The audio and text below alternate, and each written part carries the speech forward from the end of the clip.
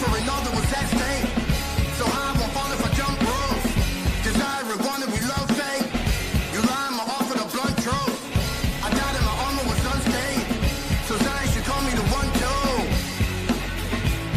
On a mission with no plan. Just a pistol in both hands. I'm a fixing the program. And we couldn't reload till the whole system broke down.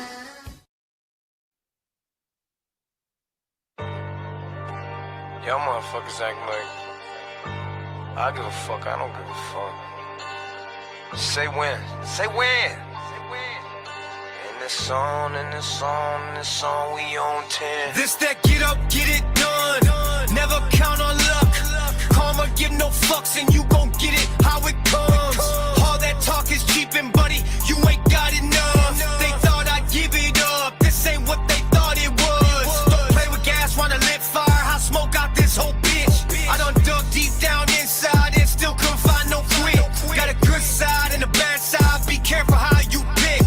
No matter what you get, it's on 10. Pull up, leave his head overheating. He'll be taking 5. He lying. Should've swallowed that shit. He trying to save his pride. Benz is futuristic, bending corners. This Mercedes fly. Princess acting like a bitch. I crash. I watch this lady die. But they don't get it. Lion, save his pride. Princess Mercedes, lady die. We don't got no ops, just a bunch of dorks. Place some flowers on their grave for your mother's remorse. Choke 'em out, 40 bout to smoke 'em out. Who wanna battle? Gonna rattle his noggin like it's motor mount.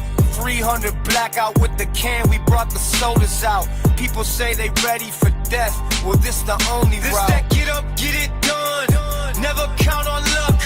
Karma give no fucks and you gon' get it how it comes. All that talk is cheapin', buddy. You ain't got enough. They thought I'd give it up. This ain't what they thought it was. Don't play with gas, wanna lit fire. I smoke out this whole bitch. I done dug deep down inside and still couldn't find no quit. Got a good side and a bad side. Be careful how you pick.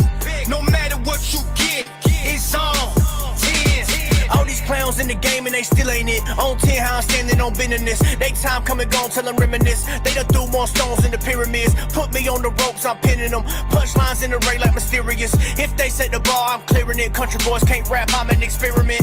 I'm known to slide. Adjust your microscope, open your eyes. That potion eroding their mind. A matter of time, but they see they low on supply. I done did all that I knew to do. They lost direction like I quit the movie crew. Tell them put it on live like I'm Boosie Boo. How else you gon' prove it the rumor's true? Tell them I'm him. You reap what you sow and I promise I'm grim. Give them the boot, introduce them to Tim. It ain't no sweat off the brim. Fuck a olive branch, I'll rip off a limb. Ain't no handouts over here, huh? Say what you will, but I'm actually real. You a snake in the pit, I'm a factor you this feel. That get up, get it done. Never count on luck. Karma give no fucks and you gon' get it how it comes.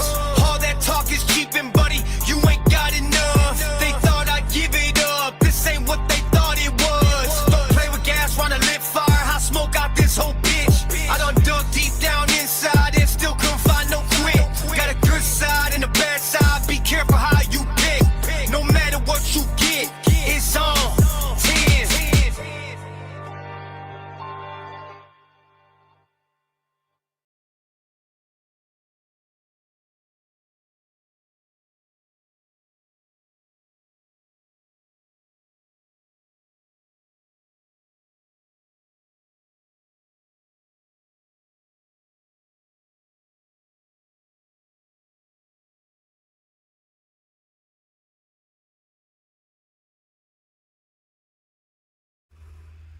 Okay, I'm muted. Alright, I didn't click on the screen for it to be muted. I clicked my microphone, so that wasn't my fault. Alright, welcome back to the podcast, 2 Protects 1. This is a little different, okay? I'm trying out a new series. This is going to be the name of my new podcast. I'm moving away from like the straight from the hip podcast because it closely aligned with somebody else that had, and I'm sure somebody's got this name too. It's not very, I'm sure it's pretty common. But the new podcast is going to be called You Can't Say That. Okay? And where we kind of dive into all the type of shit that you can't say. All right? free speech and shit. You know what I'm saying? But we should be good now, sound-wise. Just drop something in the chat. Let me know I'm good sound-wise. But yeah, I wanted to do this. I already have one person in the waiting here, and that's Jeff. I'm gonna get to you here in a minute, Jeff. Give me 1 second. I want to kind of explain how tonight's gonna go. So tonight's gonna be a little different. Okay, I put the link in the chat. It's pinned in the chat, in the live chat. If you want to come up, talk to me about something that you disagree with me about, you know, whether it be Trump, whether it be feminism, whether it be illegal immigration, whether it be, you know, country rap drama, whatever you want to talk about. Nick Fuentes. So a lot of people didn't really like my Nick Fuentes talk and like a promotion of him and all that stuff. Some people did, some people didn't. But, you know, I dropped the link. If you want to come up and talk about it, we can come up and talk about it. You can come up and talk about it. You know, but I am going to bring Jeff up. I want to see what Jeff's doing here. And then HBR's in the chat too as well. All right, so let's bring them both up. I know they probably disagree with me about some stuff in life, but I don't really feel like this is going to be a disagreement type of moment. But before we get started, remember to like this video, share this video, subscribe to the channel, comment on the channel, hype this video up, whatever you got to do. Make hot, passionate love to it. I'm just kidding. Don't fucking do that, you sicko. All right. You ready, Jeff? I'm going to bring you up, and I'm going to bring HBR up as well. So here we go. Going on, brother. What's up, man? There we go. How you doing? Living the dream. Yeah. I'm going to bring HBR up, too. Yeah, there we What go. up? What up, HBR? Ryan Upchurch is the best damn country rapper to ever live. He's my friend. He's the king. He's the goat. Yeah. Oh, man. So like I said, I don't think I have opposition with you guys, but Not really, no. I kind of wanted to do this just to get some people up. If I do have somebody that wants to come up and talk, I'll probably drop you guys off. Oh, that's we cool. can bullshit until that happens. But That's dope. Well, I was just watching something right before this. What's your opinion on this Christy Nome shit? what about her? This whole $200 million on a fucking ad. Yeah, where she was the star. Yeah, that's crazy. $200 million, well spent, right? Yeah, Jesus. yeah. My thing is we spend a lot of time going after our own people, though. Like I agree, it was a waste of tax money. She shouldn't have done it. But it's like, what the fuck? Like, I know a lot of the Democrats are doing some fucked up shit too, and it's like, I don't know. I feel like it's like a nothing burger. Like, she's fired now, somebody else is taking over. You know, I thought the ads were awesome. Like the ones where they were like doing memes and shit, and like putting music to like chasing the illegal immigrants. It was great. They were. You know, honestly, I would have rather seen Cash and Bondi get pushed out. Pam Bondi's trash, bro. Like I don't know. I've like, if you guys have watched my last live stream, I'm pretty much I'm not doing a whole lot with politics right now. I feel like it's a lost cause. I don't blame you. I agree. Yeah, I feel like we're in the middle of this weird standoff with Iran, and it's like I don't know what to believe, to be totally honest with you. Like I was about to be honest. I was about to ask your opinions on that. On Iran, I think that we should get far away from fucking Iran. But that's just if we put boots on the ground in Iran, I believe that this second term is a complete failure, because I feel like he promised no new wars during his campaign, and I feel like all of a sudden we're in this war with Iran, and he's already talking about boots on the ground. But then he backtracks and says, "Well, we're almost done. We're way ahead of schedule." And it's like, well, which one is it, bro? Are we going in or? I don't. Yeah. Make your mind up. I feel like there is a lot of like I hate to say this fucking word, but like misinformation. I feel like he just says shit out in the media to like keep everybody on their toes. You don't really know what the fuck they're gonna do. Like, Which ain't a bad thing, in my opinion. He did that intentionally to troll him. I mean, let's be honest. He really is the king troll. Oh yeah. Yeah.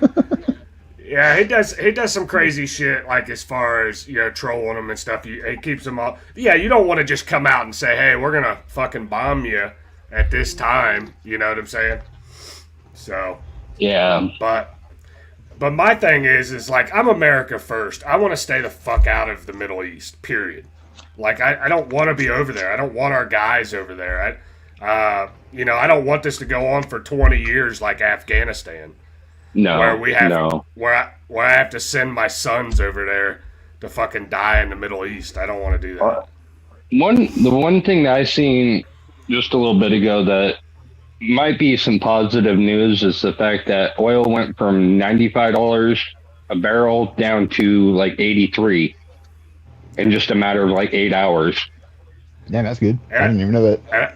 And I think it was all because of what he said last night. He's like, yeah, we're almost done with this whole operation. And then everybody's like, oh yeah, fucking, we can bring the oil prices back down. And then like later on, he says, I guess there was an interview last night. I haven't watched it yet, but he said that he's not sure. He's not sure. We might need to do like a complete regime change. And I'm thinking, you're not doing a complete regime change without putting boots on the ground. You just are not going to do that. So I definitely don't agree with that. Watching my family and my friends be all fucked up from Afghanistan. I don't know. My brother was stationed in Afghanistan for like a year, and then he did contract work for 3 years between Afghanistan and Iraq. And he come back and he was fucked up for years. I mean, he's finally kind of straightened out a little bit, but he lives in Georgia. I don't really see him much, so I don't know that for sure, Right. Well, and that's the thing that I've understood from like our veterans and stuff like that, just talking to them. They live with that crap forever. Find a way to cope. They find a way to cope with it, but that's about it. Some of them do. Some don't really find a coping mechanism, really. Yeah. And that's a sad thing. I worked on the Fort Lewis here as a civilian mechanic for years, and a lot of the guys I worked with were veterans and shit. And dude, the stories that those guys told me, man. I knew a bunch of people in Vietnam, and that was. Yeah. Oh, dude. Yeah. Vietnam was. Yeah, it's not good. I mean, if I felt like there was a legitimate reason to go in there, now they're saying, we're going in there to destroy their nuclear program. Well, I said just bomb them and get out. Yeah, like if you're gonna do it, well, me and my wife was talking about this last night. She's like, well, they just need to bomb this place and get the fuck out. And I said, well, you can do that to a certain degree. But then you got women and children, and there's also Christians that live in Iran, so you kind of don't want to do that. So it's like you don't really know what to do. I feel like it's kind of put us in a position where we're like, I know we have our own reasons to go into Iran and do what we're doing, which I don't really agree with. I don't know if they're legitimate, but I think a lot of it has to do with like this push from Israel to have like complete control over in the Middle East. Yeah, and it's got me questioning too. How much control does Israel actually have over Trump?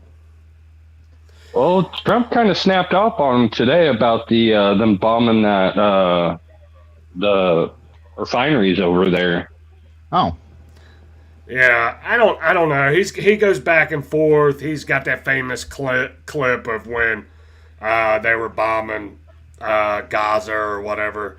bombing Palestine or whatever. He's got that famous clip where he's like, both of these people don't know what the fuck they're doing. And he was talking about Bibi Netanyahu and stuff. So I don't know. I don't trust it. I think AIPAC's got way too much control in our country, and I feel like we're somehow, some way, I think a lot of this is coming from Israel, and I don't know, man. I don't feel comfortable getting involved again over in the Middle East. It just doesn't sound good to me. Yeah, definitely agree on that. Yeah. What up, Kenneth? For sure. Kenneth in the chat, what up? Zesty AIDS in the chat, what up? What I mean, that's a name and a half, but all right. Yeah, that's one of my Rumble guys. I got you. So it's one of those things. I mean, shit. I mean, half of my life literally was spent in fucking war in the Middle East. So I mean, all of us. Yeah. So that's the last thing I want to see is our troops over there getting fucked up or killed, or my kid going over there. Yeah. And I mean, I understand, like, you don't want to look like a pussy, okay, to, like, the rest of the world. But I feel like at this point with Iran, it's like, I don't know, man. I know they're probably not going to come out with more information or ever tell the truth about it. But it's like, you got to give me a little bit something else, because you said you bombed their nuclear sites back in June last year. So why the fuck are we over there now? Like, what are we doing? Like, I don't know. I feel like Israel and Iran should just fucking fight it out together, or like against each other, and be fucking done. Yeah, and not bring NATO into it and all that crap. There is a lot of speculation that they did have involvement in Butler, PA. But whether or not any of that's true, who knows? I will say one thing: you don't know shit about that Butler, PA shooter. Oh no! Like I heard shit about him. Like, you knew more about Charlie Kirk's shooter than you have ever found out about that Butler shooter. Like, it's like nobody fucking knows shit about that guy. Yeah. I mean, they were force feeding you shit about Charlie Kirk's shooter, but the other guy you just don't know much about. The whole Charlie Kirk thing was a big old show for news medias, and that's really what it became. Yeah. I mean, I didn't really follow Charlie Kirk, stuff like that, but it's like, if they can take a prominent right-wing conservative and murder him in broad daylight in 4K for everybody to see, like, I feel like nobody's safe. And a lot of these content creators, a lot of these politicians, I mean, it can happen. And I know there's like a bunch of controversy around, like, who shot Charlie Kirk, who was involved, blah, blah, blah. I don't know, man. Until something else comes out, I'm waiting for the trial to end and see, like, with the supposed shooter. I'm waiting for the trial to end and for the evidence to be released before I say, hey, I know there was like some weird... We're probably looking at another 20 years before we know that, so... Yeah, I mean, I don't know. I don't believe the, like, narrative that's being put out there. Yeah. But I also don't know what the fuck happened. I also don't believe, like, all the shit that Candace Owens is saying. Like, I just don't, because I think she's, in my opinion, I think she's fucking retarded. I just think she's got shit crazy and making a lot of money from it. Yeah, and I mean, some of her stuff about, like, Erica Kirk. Yeah, Erica Kirk is acting a little fucking weird. Like, don't get me wrong, like, she has. Yeah. But who am I to say, like, hey, you're supposed to act just like this? I just think that she's business oriented and seen a business opportunity after her husband died, and now she's jumping all over it. I mean, that phone call was very, or that audio that got leaked not too long ago. That was fucking weird. I haven't seen nothing on that either. I kind of quit following all that stuff after a while. Yeah, the Zoom call, it was like 9 days after Charlie Kirk was assassinated. They released a Zoom call. Yeah, it was right after the memorial or something. Yeah. And the first thing out of her mouth is she's talking about how good the numbers were and this and that and the merch sales. And I was like, what? Yeah. Like that's a little weird to be so happy about those numbers. Yeah, those the merch sales comments were a little fucking off to me. I mean, it's just a little weird. Yeah. But Zesty AIDS brings up a good point. Check this out. It says they've done a good job having the masses forget about the tragic events and move on to the next. We had an attempt on a former president. You'd think something would come to light. Yeah, that's a very good point. Yeah. I feel like Butler, PA happened, and it was like you didn't really hear much more about it. You never heard like, where's the motive? Was there a manifesto? Was he planning this? Like, I don't know. You just didn't really hear shit about it. Yeah, so, like who was he on the phone with? And in that one little clip where he's sitting there on the bench on his phone. What about the visits to LA, or not LA, but the FBI building? Yeah. The thing, like with the whole situation, like how the fuck did you? And it's really both situations, Butler, PA, and Charlie Kirk shooting. Like, how did you not see these people? Yeah. Like, I mean, I don't understand that. Hindsight. Yeah. And then look at this latest one where the dude got into Mar-a-Lago. Yeah. Nobody's talked about that. Like, nobody's talked about it. Well, some people tried to spin it as he was a pro-Trump loving 2A member of society, but then when you looked him up, all his social medias, he was like a left-wing nut job. He went into a restricted area and he fucking got shot, and they just buried that story. Yeah, they did. For the best. It's like, we'll just bury that one. I mean, there is so much going on. But have you guys noticed, like, it's like constant for like the last 10 years. 10 years, it's like one thing after another, after another, after another, after another. And it's like they're constantly trying to wear you down. It seems like it's always right around election time, too. Yeah. Midterms and the general election. Hold on. New here. Do you support the Iran war? No, I don't support the Iran war. So we talked about that. If you want to rewind it, we talked about that a little bit. Yeah. But yeah, I mean, I really don't. I hope we can stay out of Iran as far as boots on the ground, But we'll see what happens. If we put boots on the ground, I think that'll pretty much lose me from this administration and a whole.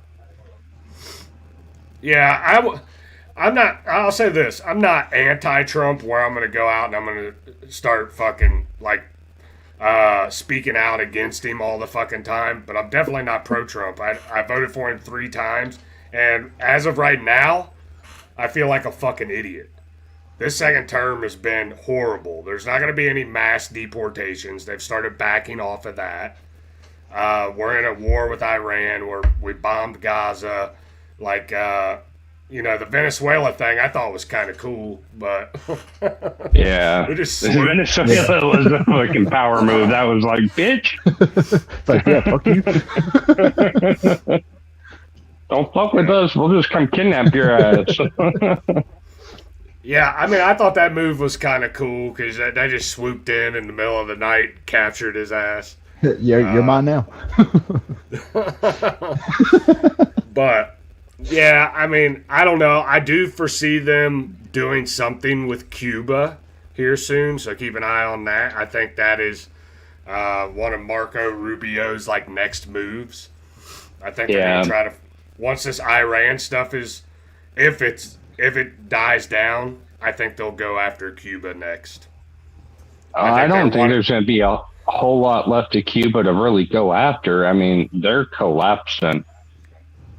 Yeah, because they depended on Venezuela for a lot of resources. I just found this out the other day. Like, apparently they depend on them for oil or some shit.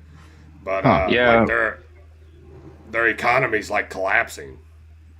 Yeah, well, because I mean, they were getting Venezuela oil in return for protection of Maduro. Yeah. Yeah, so, that didn't work out very well. No, it didn't. I want my money back. Yeah, but I don't know. I just see them doing that with Cuba. I think they're wanting to control the whole Western Hemisphere. Yeah, that one surprised me. I don't necessarily disagree with that move, to be totally honest with you. I think that we probably should. I don't disagree with it. Yeah. I really don't. You know, as long as we don't have law. I was gonna say we see what happens when we don't protect the Western Hemisphere and control it, and we ended up with an open border. And yeah, I think we should just go in and take a shit on Canada too. Just take that shit too. Oh, absolutely. I agree. Yeah. Same agreement. Honestly, if Alberta decides to succeed, the rest of Canada's fucked. Oh yeah. Because Alberta supports the rest of Canada. Yeah. So I don't know. I like that idea just to fucking piss off all the Canadians. A lot of them would probably be happy about it, to be totally honest. I was about to say, I've seen where a lot of them want it to happen. Yeah. Pretty much Alberta wants to join the U.S., from what I've seen. Yeah. So, but other than that, I mean, I haven't really been following politics. I've been keeping like a loose eye on Iran and stuff like that, but I just can't do it, man. The way I was doing it there for a little while, it was like every morning I'd wake up and I'd start looking through Twitter, and I'd be like, I don't know, man, 10, 15 minutes into my day, and I'm like, fuck this. I'm like, what the fuck? Yeah, I couldn't do that. Yeah. Make sure what you're doing for life. Shit, I only find out about that shit through Facebook while I'm scrolling through. Yeah. All I get to do all day long is sit and fucking watch everything. I'm like, fuck, dude, I ain't got nothing else to do. I can't fucking really get up out of bed a whole lot yet, so. Have you gotten to the point? With me working. Have you? Good. Okay. No, I was just going to say, have you gotten to the point where you can get out of bed yet? Yeah, I'm up walking, but I can't stay on my feet too long. Yeah. I can stand for about 10 minutes usually at a time. Yeah. Slowly getting there. That's good though. But yeah, it's getting there. You know, I'll go out in the mornings. I'll walk back and forth up and down the wheelchair ramp and shit. Fucking build my leg strength up. Yeah. Yeah, you just need to start drinking chocolate milk like Ryan Upchurch, and you'll be big and strong with man tits. Get some of that Dude, Creek Squad Kool-Aid. I just want a little kissy poo-poo. Come on, give me a little kissy poo. Oh, man.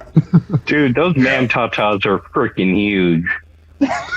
I mean, you probably enjoy looking at them, don't you? No, that's disturbing. You reading this comment, HBR? Oh, that's ridiculous. What the hell? So Talk, when I went over to Hampshire, Talk was there at Hampshire, right? And I fell asleep in MMC's car, took a nap. I get woken up with Talk's titty in my face. And of course, the video's on YouTube. Oh, shit. I gotta go look that up now.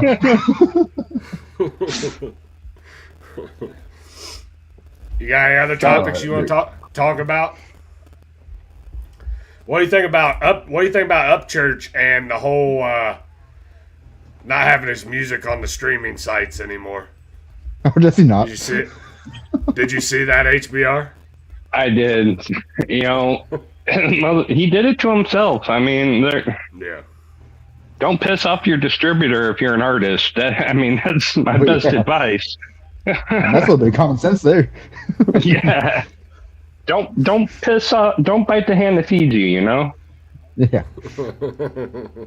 Yeah, I seen Adam posted something about it, and then I was like looking into it a little bit, but I ain't been following that crackhead either. It ain't worth following, honestly. Nah.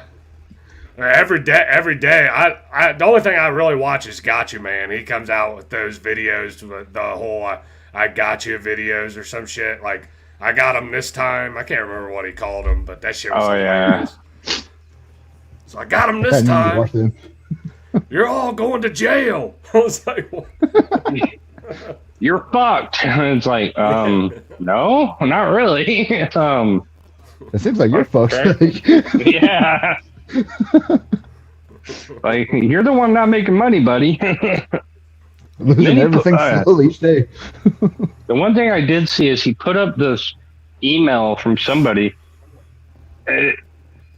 He only made like $2,000 off streaming from this one email that I've seen. How the fuck does that happen? Because I don't think anybody's really listening to him anymore. No, probably not. Yeah, my daughter's in the chat. What are you doing, daughter? Uh-oh. Simp. What up, Simp? Yeah, she's not. She's at her mom's house tonight. I told her I was gonna drop the link for people to come up and like chat or whatever, or like come up on the stream if they had like a disagreement with me or whatever. She's like, I don't really think that's a good idea. She's like, you're gonna be arguing. I said I might get one or two people up here. I said I just don't. I think people just. I mean, it might jump. It might have been better on a Saturday night, but I wound up maybe. I wound up getting involved in putting in an exhaust fan in my bathroom. Yeah, I was talking shit to you about that. Yeah, like I don't know what the fuck I'm doing. Like I really don't. I'm not a home improvement guy. Like I had my dad come over and I was doing a lot of the like grunt work. But then like the electric is up in my we had to run electric up into my attic. Well, my attic, I can't get up there. I'll fucking get stuck. Oh, shit. And so I had to send my 70-year-old dad up into my attic. the fucking army crawl through my attic to put in electric. I felt bad. You should have been handing beers while he's doing it. Yeah. Well, it was just, it's an older house. I live in an older house, so it was like we ran into a bunch of fucking problems. I can believe it. All electrical you got to go through and. Oh yeah. Yep. So we had to like right by the light. He couldn't find because up in the attic there's like a lot of blow insulation, like loose insulation up there that they put up there. Oh, that stuff sucks. Oh, it's fucking nasty. And he couldn't find where the fucking wires, because there was wires running to the light switch. He couldn't find them. And oh shit. The problem is like my roof is kind of like slanted, and the like wire was like tucked. Like he had about this much room to be able to try to get the wire, so he had to run the wire from the bathroom up instead of from the attic down. Dang. Oh shit. Yeah, it was just a fucking mess. I felt bad for him, you know. And you know what's funny is though, now you can probably do that all day, every day. I have no issues. You do it once, you can usually do it again. Well, I was gonna say I am slightly retarded. So I mean, ain't we all though?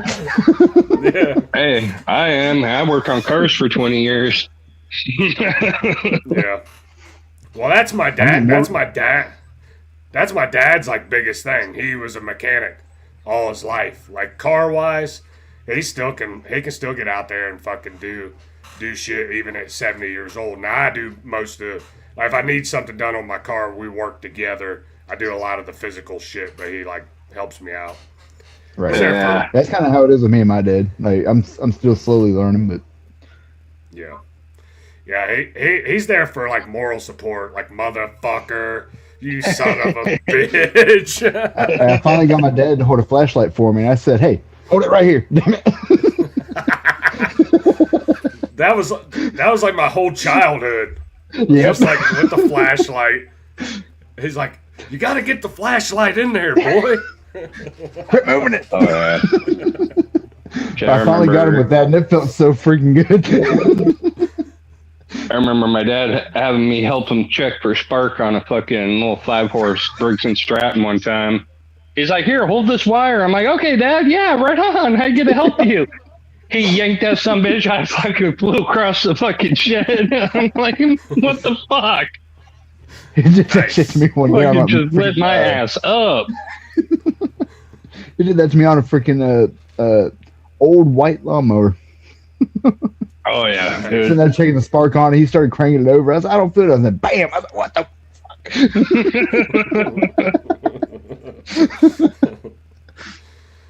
Yeah, that's the thing. Like working with my dad, I can't remember how many times, because he used to like be really active as a mechanic, help. Like he would fix his friends' cars. So like every weekend he was like working on a car. I can't tell you how many times I'm out there on a Saturday morning bleeding the fucking brakes in a car, and I'm like, Oh, yeah. dude, I hate you. Even working on my shit, like if I do my brakes, my dad still makes me go jump in and pump the brake pedal. Yeah, He's like, "I ain't doing that shit."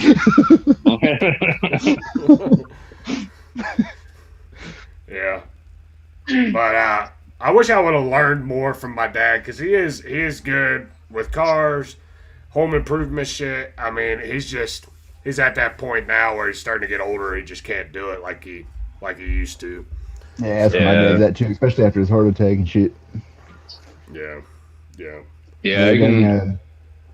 He taught me how to weld, all kinds of electrical shit, work on cars, build just random shit. Yeah. I picked up on a lot of it, but there's still times where I gotta be like, "Yo, what do I do here?" Yeah. Yeah, I've always been one of the type that I'll look at something, I'd be like, I can do it, not a problem. Doesn't matter if I've done it before or not. I've rebuilt transmissions that way. I'm just like, yeah, I can do it. Sure, why not? Yeah. I went to get jump in change the starter on my brother's Jeep, right? Didn't realize you got to pull the freaking motor mount and jack the motor up to get the starter out on them things. I spent 4 hours trying to get this motherfucker out. Nice. Dude, what do you think about that? What do you think about Dagburn buying the worst Jeep ever built? Oh, God. Yeah. That Jeep, I haven't seen it, but I know. Like, I don't know a whole lot about cars, but I know better than to buy a fucking Jeep. Because I'm sorry, but they're fucking bad. It's not just a Jeep. It's a Grand Cherokee diesel they only made for 1 year. Yep. My neighbor has one. And I've had to work on that thing quite a bit. Especially with the DS bullshit. Oh, dude, they're horrible. Dodge only used that motor for 2 years. Yep. And there's a reason. That's not good. Yeah. Well, the motor was originally designed by Fiat for Cadillac. And then Cadillac didn't want it. So they give it to Dodge because Dodge didn't take the Cummins that Cummins built. That Cummins ended up giving to Nissan, and Nissan only used for 1 year because it was a pile of shit. Well, see, the reason why Fiat did that is because they're the majority shareholder of Dodge now, so they basically own Dodge. Yeah, so when Cadillac backed out, they went, "Hey, we already have a diesel ready for you, so hey, why not?" Yeah, that's why there's no more Dodge Ram. It's just Ram. Yep.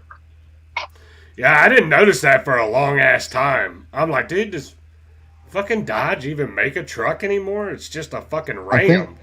I think that happened in early No, I think it was 4th of June. I forget what year that is, but it might have been 14. Yeah. Something like that, yeah. Yep.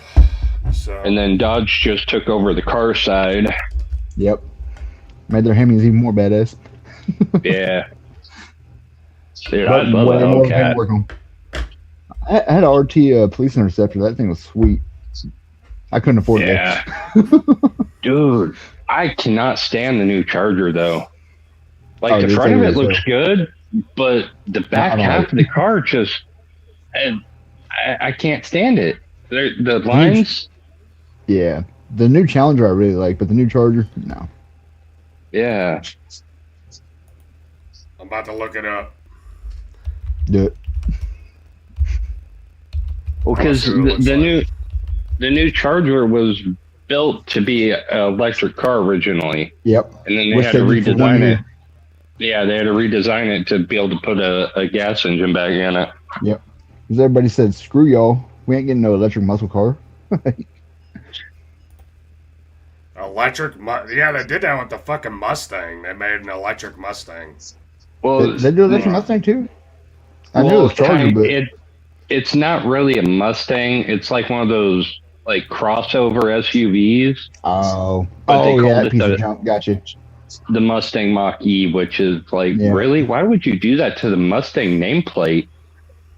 Honestly, I mean, it's bad. I'm gonna pull it up. We'll take a look at it. This is just a random Dodge Charger 2026. Yeah, I don't really like it. Yeah. See, the front's not too bad. It's that the back end of it that's just horrible. Yeah, the front end don't look too bad, but I can tell already I'm not gonna like it. The rims don't look bad. The rims don't look bad at all. Just wait until you get to the rear. Yeah, that's worse than what I thought. Yeah, they went to almost like a fastback look, and it just looks horrible. Yeah. It almost looks like they tried to build in a wide body kit on it. Yeah. Kind of squish it down to, no. It's very misproportioned. Yeah. Yeah, it looks like it's supposed to be a hatchback. It does. Well, I think it is actually a hatchback, and that was because it was electric. Oh, yeah. And then they have a four-door version of it, too, that looks even worse. That interior is ugly as shit, too. What the hell? Yeah. I don't like how they're starting with these square steering wheels. Like, bitch, leave my fucking steering wheel alone. I want it to be round, motherfucker. Yes. Like, maybe make it flat at the bottom like they did like in the 80s, but on some of the vehicles, but don't make the whole thing square. Like, this one looks fucked up. I'm not going to lie. Look at that. I don't know if it's just like the angle. Yeah, well, I don't know if that's the angle. They're trying to go with, like, the Formula, the F1 kind of steering wheels, and it's like, why? Oh, you mean like they did on the Teslas? Yeah.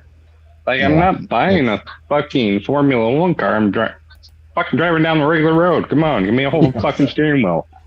I mean, I might race it a couple times, but... Yeah, it's like, I'm paying $70,000. Give me a full steering wheel, damn it. Yeah. Cheap bastards. Hold on. I'm trying to see if there's any other... No, that was it. Alright. That interior is just awful, though. That's any modern car now, though, with the touchscreen and... Yeah, I hate that crap. All the electrical stuff that could possibly go wrong. That's the problem. Like the electric parking brake's the worst one of them. Oh, yeah. And every time you put a vehicle in park now, the freaking electric parking brake engages. Well, it's like the Ford F-150s with the radars and the taillights. Well, the taillights have a bad problem leaking, destroying the radars in them, and they're like $5,000 for a set. Yeah, and that's not covered under warranty. No. Like, man, just give me a basic fucking car, seatbelt, some roll down windows. Give me my knobs back. Yeah, give me a 5-speed. That's what I want. Yeah. I do like the Challenger better. I don't know if they've released the new 2026 yet, have they? I don't think they have yet. I think it's just 2025 still. Yeah. I always liked the look of the Challengers better anyway because they were 2 doors. I mean, I don't know if you could you always get a Charger in 2-door? I thought they were always 4-door? Back before they stopped making them, they were 2-door. Yeah, and then they brought them back in the early 2000s, I think. Yeah, they made them 4-door. And that was because the police department said if they built a 4-door, they would buy them. Yep. Yeah. We have to use a 2-door Mustang all the time now. Yeah. But I know the new Challenger is a 2-door or a 4-door. Or a Charger, or whatever the fuck they're calling it. Yeah, you can get it in 2-door or 4-door, which is... It just looks bad either way. Yeah. Yeah. But if you look up the 2016 Dodge Charger, that's my favorite style. Okay. One I used to own too. No, you're good. Yeah, that was the first body, or the first gen, wasn't it, of that body style? I think so. Or was that the one where they had the first gen headlights, and then they changed the back to the? I'm not entirely sure actually, because the gen before that, I hated how the front of it kind of came to a point, and on the 2016s where they kind of rounded it off. Yeah. So I think that was the first year. It's the full rear tail light, and then the rounder front end. That was before the whole rear light illuminated with the running lights, but it came on with the brake lights. Okay, yeah. Yep. So I don't know. I don't know if it's got any more pictures than that. Hold on. I thought I had more pictures than that. I was also the police interceptor. That thing was awesome. Yeah, that was the V6, wasn't it? All-wheel drive? No, mine was a V8 rear wheel. Okay. So I know a lot of the police ones, I know at least the later half of the police ones were the all-wheel drive. Yeah, and those are some awful pictures. Whoever took them pictures didn't know what they were doing. Carvana. Here's Scratch. Yeah, Carvana took those pictures. That makes sense. Yeah. Dude, have you seen the shop that took a Chrysler Pacifica minivan and put a Hellcat motor in it? I did, yeah. That was badass. Dude, that was a badass build. I bet it handles like shit, but... Yeah.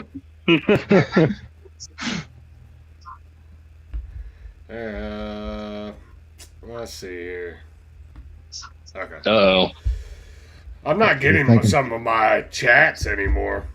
My chat's been all fucked up with StreamYard. I think it's because you're doing the vertical. Yep. That's when it all started, I think.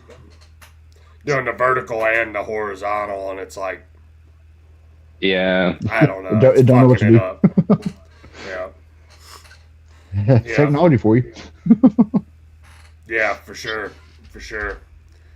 So I thought I'd at least have one person jump up here to disagree with me, but I guess not. I'm kind of surprised.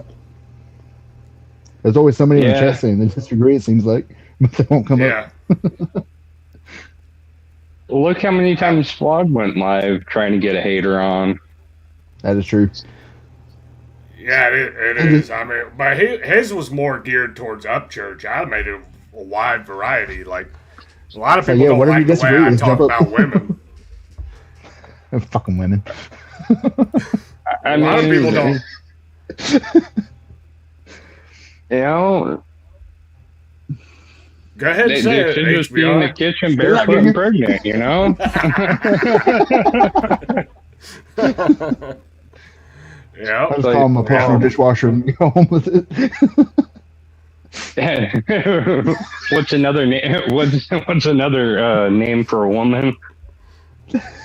What's it? Or what's it? Fuck, I can't remember it now. Fuck. Jesus Christ. You gotta tell a joke and fuck it up? What the hell? Oh, dude, it's big time. I'm horrible at this. Dude, I've had head trauma recently, okay? Excuses. Very true. That is true, but excuses. I didn't need the excuse, but hey, it helped. It worked in your case.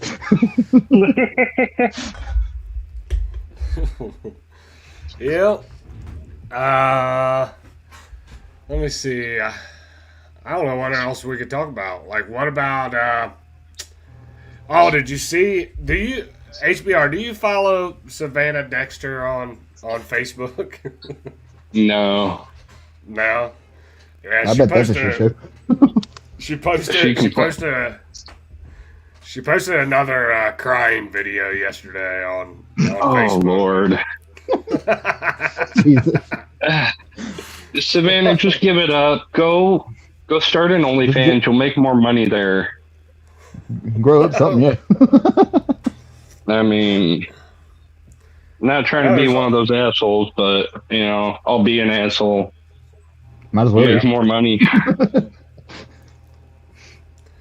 Yeah, I don't know, man. I just think it's funny. You go from making a diss track one day to crying on the internet about your marriage being over. It's like, pick a fucking lane. Like, which one do you want? Yeah. You want to be depressed or you want to be dissing? I'm a victim. I mean, that's all I heard from her. I'm a victim. Get a big old victim sticker made. Yeah, I think I'm gonna go to the redneck rave. I want to. I just ain't got the money to. Yeah, it's at the same place this year, ain't it? Oh, HBR? Yeah. It's very close. To The only way I'm going is if Trailer Made's going. If Trailer Made's going, I'll be there. I believe they are. Yeah. Because I think Justin's goal is 100 artists this year. Damn. Yeah. Yeah, I missed it last year. I wanted to go. I actually had free tickets to it. I won it on Triple T's show, I guess. Triple T called me one night real late. He's like, hey, you want tickets to the Redneck Rave? Are you going to take them? I was like, nah, just give them to somebody. I woke up the next morning. I was like, I should have fucking took those tickets and just fucking went. But, yeah, I had shit going on. I can't remember what I did that weekend. But, yeah. I'm pretty sure I worked that weekend. I want to go, but, yeah, it don't look so good. Well, fuck, you're out all the way out on the West Coast, too. Yeah. Yeah, that's the part that really fucking sucks. Oh, dude, you still got the you still got the wheelchair, man. Come on through. I'll push you through the mud. I'm taking HBR and mud, and I'll be right back. Hell yeah, let's go. Yeah, you're coming with me. Let's go. Is that considered 4-wheel low?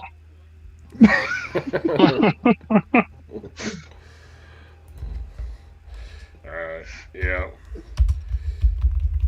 So, I started pissing ass rain. That's some bullshit.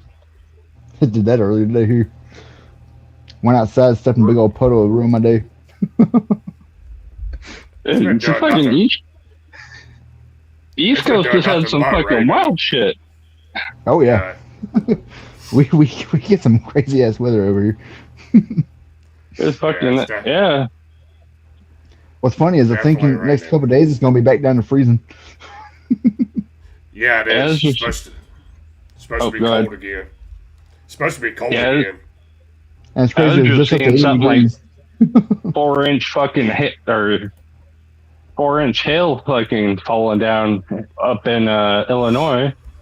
Yeah. Hey, so I got a music video I want us to watch together. Oh, let's do it. You ready? It's an AI music video. You ready, HBR? Uh-oh. I don't know. You might have already seen it, but I seen it the other day. Saved it on X. So, hold on. I was gonna say, is it that Beavis and Butthead rendition I sent you? Oh no. No. Check this out. Oh shit. Alright, here we go. I'm gonna play it. It's 3 minutes 18 seconds long. And I don't know if I did once that long. one of the I'll stop it a few times and we'll talk about it too. Alright. Feel like I'm getting deja vu. This is like a rock war number 2. A rock war number 2. I like to look at those oil supplies. I'd be ashamed if someone invaded you. If someone invaded you. And I ran so far away. I bomb them night and day. But destroy USA.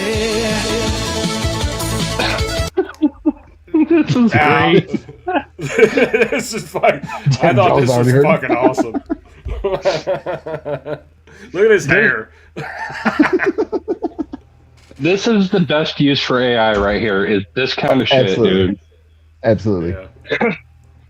Yeah. All right, we'll play the rest of it. I think. What are you?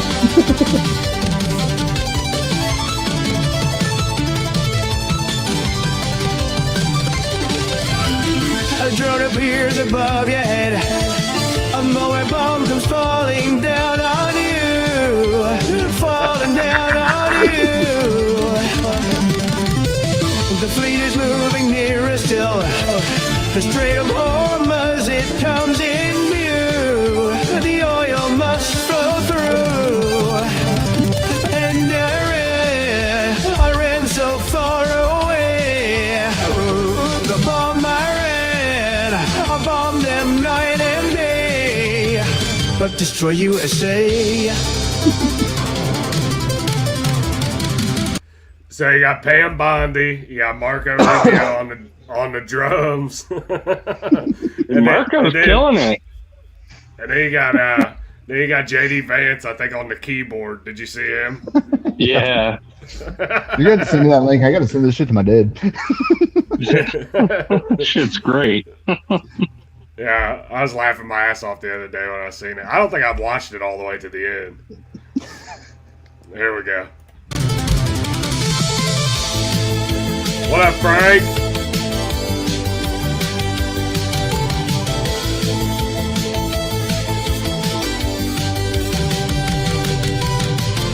That was Pete.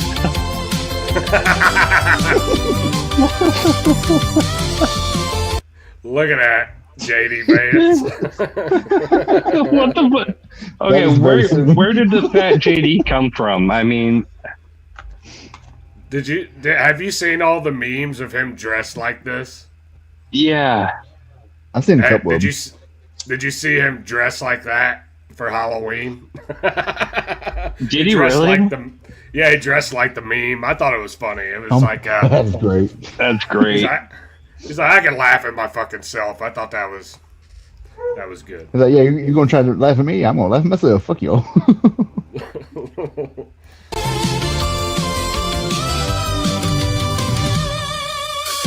A tiny hit hits a big red button. Atomic bombs come falling down on you. Mushroom clouds in view. Send out a tweet to let you know. World War III, 'cause Israel told me to. All for Netanyahu. And I read so far away. Bomb bomb them night and day. And I ran so far away. Bomb them night and day. But destroy USA.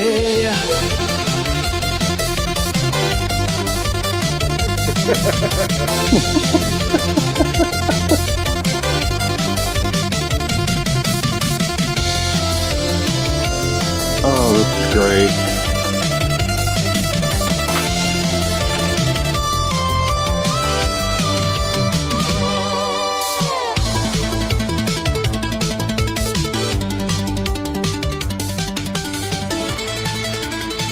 Did that say a flock of eagles? I don't know. Hold on, let me go back. Yeah, a flock of eagles. Yep. That's great. That's the best shit ever. I knew we would get somebody to come up. Oh. I feel like I'm getting there. Oh. Alright. Alright, so I'm gonna have you guys drop off. That's fine. Yeah. Peace out. So I'm gonna bring up the Split the Difference guy. If he wants to come out and talk. We got personal history. Personal beef. No, I wouldn't say beef. Have a good one, man. Later. So the link is in the chat if you want to come up, bro. We can come up and talk about it. I don't know what you want to talk about. But I did drop the link today. So while we're waiting on that to happen, I'm going to play a song now.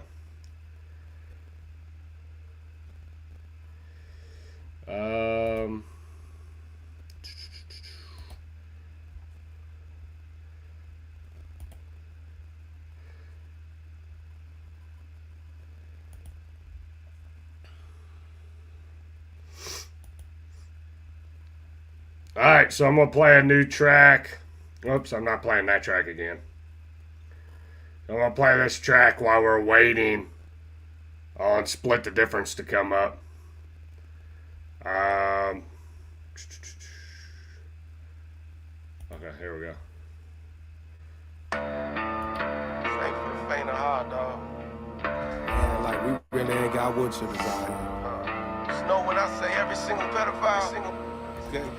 I mean every single last pedophile. Kill every single pedophile. Kill every single pedophile. And if you disagree, don't come around.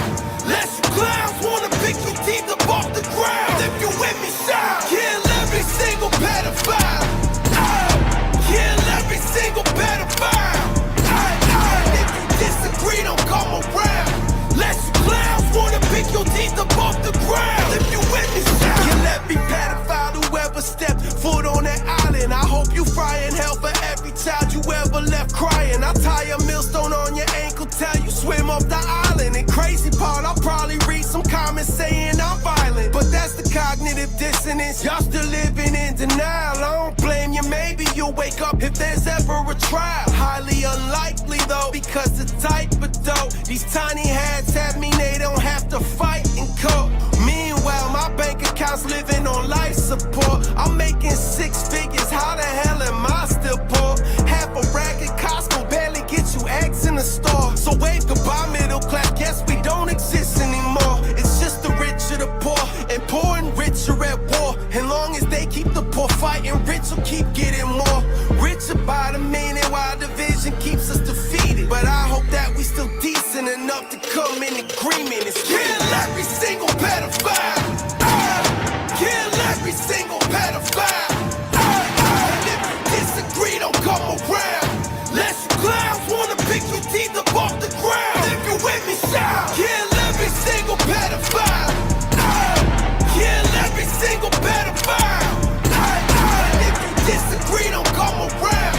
Lest you clowns wanna pick your teeth up off the ground. If you with me, shout. Kill every single pedophile. Goes for both sides of the aisle. You hurt a child, I hope you die, and your remains are never found. While you lay there underground, can only hope and pray somehow. You can still feel the pain, but can't nobody hear you shout. So you can feel the feeling that your victim felt while they were tortured. Evil started with one tree, and now that seed became an orchard. For sure, could argue all day till we blew in the face about how right we think our side is in these red and blue states. About who's gay and who's straight, about who's black and who's white. And never mind that Bill Gates gave STDs to his wife. And that's the guy out during COVID trying to give health advice about needles while his needle prick cheats on his wife. With Russian girls young enough to be this pervert's granddaughter. All them get away with murder like Dharma getting manslaughter. Had a talk with my guy Kev, he said that Jesus still forgives. And I agree, I help you meet him if you touch a little kid. Kill every single pedophile. Kill every single pedophile. And if you disagree, don't come around. Lest you clowns wanna pick your teeth up off the ground. If you with me, shout. Kill every single pedophile.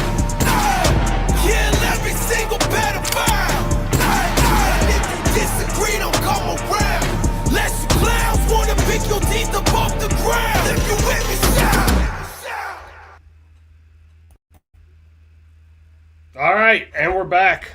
Okay. So we do have Split the Difference in the chat or in the waiting room waiting to come up.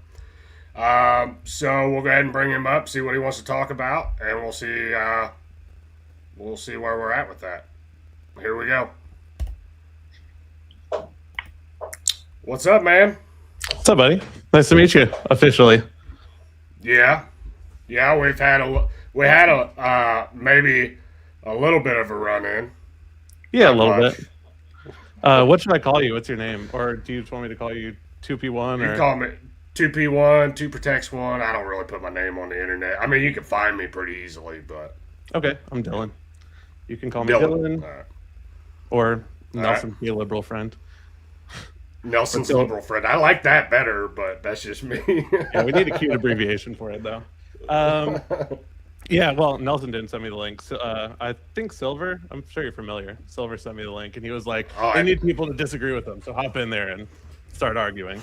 I had some people come up, and I knew they didn't disagree with me. I was just kind of hanging out, waiting for somebody to come up, which is fine. It would have been fun to have a chat.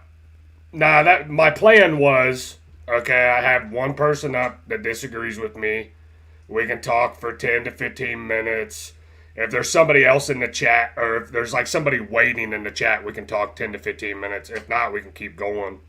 But, you know, I wouldn't want anybody to feel ambushed. So I wouldn't do that to anybody.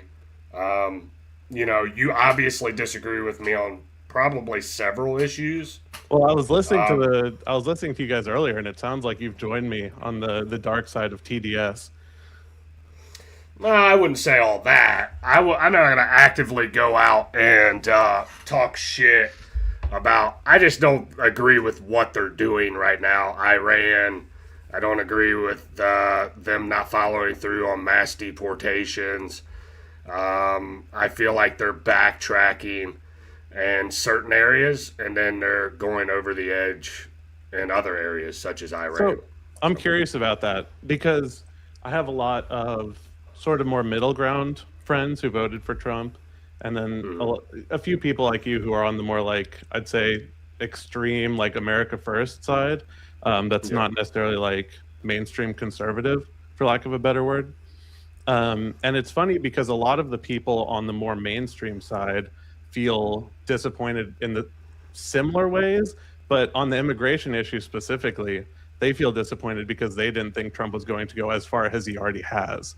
So I'm curious, like, I don't know. Obviously, you're not a big, political person. You said you don't try not to follow it too much. But I'm curious, like, as somebody who ostensibly has a different political mission than what is going on right now, how do you see yourself getting to that political goal of, like, true America First, truly mass deporting, if, like, this entire mainstream conservative movement is completely on the other side of the coin as you? I think there has to be more radicalization of people. I think people have to get to the point of being sick and tired of the same old status quo. Buttoned up conservative Republicans that are just being taken advantage of, not only by Democrats, but their own fucking party. So they're being taken advantage of to the point where they make promises, they don't follow through on it. That's been the way. Like right now, we have control of the House, the Senate, and we have the majority in the Supreme Court, and we haven't done shit with it. Like, we really haven't done anything with it. And I agree. I feel like it was the same way in 2016. 2017, right before the midterm, like, they had control, they did nothing. So, well, even in 2016, 2017, 2018, I mean, Trump's first 2 years didn't really accomplish much legislatively. Right. I mean, he couldn't even get this. Well, he couldn't get the second round of stimulus passed that he wanted to. And I think I can't remember. I wasn't as into politics at that time, but I want to say there was like a big infrastructure bill he wanted to pass that he couldn't even get done towards the end of his term. I completely agree. I mean, I think that's why he does so many executive orders. Is he's really bad at getting legislation passed, because for all of his like deal maker in chief bullshit, he's really bad at actually like appealing to the other side. And aside from Fetterman getting any votes, like, I mean, you can give Biden all the shit you want, but or you can say auto pen, whatever, but he had like a razor thin margin in the Senate and a tiny margin in the House, and he was able to pass some pretty big legislation by working with both sides and making the moderates happy. So, but the thing is like I'm looking for like when I say I'm America first, I'm not looking for two sides, Democrats and Republicans, to come together and suck each other off. I'm just not looking for that. Like, because these bipartisan shit that they agree on most of the time doesn't benefit the American people. All right, it benefits people that fucking literally want to see this country destroyed. So, when they agree on something, I'm automatically red flag. So what about like the Chips and Sciences Act that Trump tries to take credit for now, that invested a shit ton of money in getting Intel to build factories, I think in Arizona, and try to shift chip manufacturing over, like stuff like that. I don't even think you can argue. It's just objectively good, right? I mean, assuming obviously they didn't load anything extra in, which I can agree in a sense. Like legislation is too difficult to keep track of. I've done a lot of like state level political lobbying for my business. And it is slimy, like what they can do. There's certain processes where like last minute they can add stuff to bills, and there's basically no way to lobby against it. And I completely agree that there's slimy shit like that. But generally, they do pass good legislation. You think of the infrastructure bill Biden passed that wasn't partisan in how they distributed the money. Like there's a ton of good things that do happen. I think the problem is a lot of like media is incentivized to push the eyes away from the actual like beneficial stuff, because it's a lot sexier to talk about dead American troops or illegal immigrants allegedly doing stuff until Trump's elected, and then suddenly illegal immigrants stopped committing crimes allegedly. But it's a lot sexier to talk about that than like, oh, look, we're getting $100 billion in infrastructure investment. And I think that's a problem. Like, I am a big government simp. I'll admit it. And I know, that's the polar opposite of you. You like daddy government, huh? It's a little weird, but all right. I wouldn't say I like daddy government. Well, so here's the thing. On one hand, like I said, I literally go to the state capitol to advocate against extra regulation for my business. Like, I think sensible regulation can be a good thing. Like, I think everybody can admit, like, data centers are a huge problem now. And that is something that the government has to regulate. Like, that's what the government exists for, right? So that is a form of regulation. So I wouldn't call that like appealing to daddy government. I would just say like there's certain reasons we have the government. Obviously, we do have a huge government relative to in the past, but I think there's like a needle to be threaded or a difference to be split, as it were, where if you work with them and try to find actual productive legislation, it's possible. But I think the problem is, and I'll fight for this all day, is that a lot of people just don't understand how easy it is to do. Like, for my side of things, I've gone to in both Alabama and Georgia and talked to several state Congress people, senators, representatives in front of committees, and it's not hard to do. And I know not everybody has the time to go up to Montgomery, Alabama for 2 weeks and talk to every single senator, but at scale, if you have 1,000 people, 10,000 people, it's absolutely something that's attainable. If you want to raise $5,000 to $10,000 a month to pay for a lobbyist, you can do that, and you can talk to these people. Now, that's something I think, and I have a lot of disagreements, obviously, with Nick Fuentes. I know you're a big Nick Fuentes guy, but that's something Nick Fuentes has done exceptionally well, is how politically effective he is, because he actually understands how to get shit done, like, on the political landscape and be politically effective.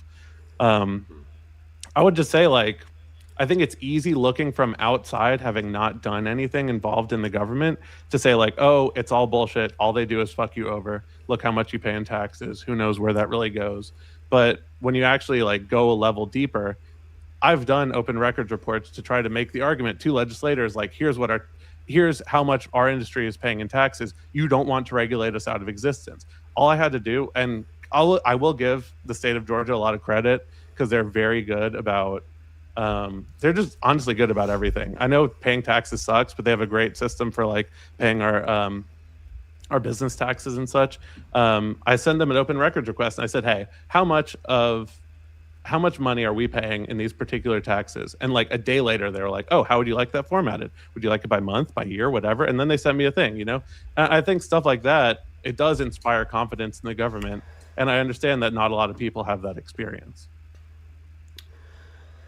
There's a lot of government corruption. There's a lot of stealing. There's a lot of stealing from both sides. I mean, you know, literally, Kristi Noem just got caught for spending $200 million on ads for ICE. Like, I don't agree with that shit either, but it's just weird. Like, anytime that it's presented in the media, it's like all of a sudden the fucking Republicans are stealing all the money and the Democrats are saints.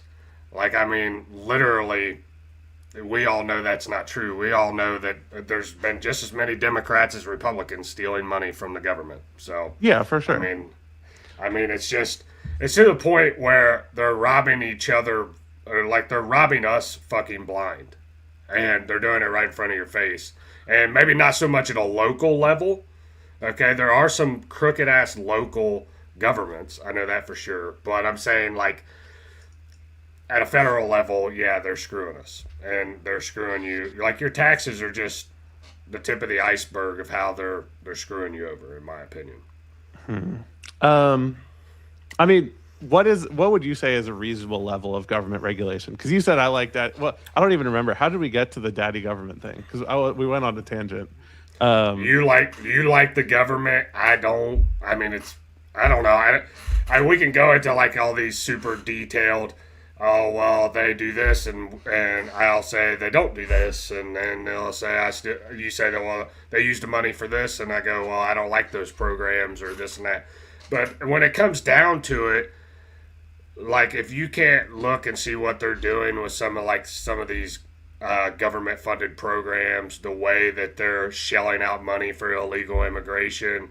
I mean, illegal immigration is costing us fucking billions of dollars every year, but there's still dumbasses out there promoting for more people to come into this country and for the United States to be a melting pot, and there's no such thing as like you know, an illegal citizen.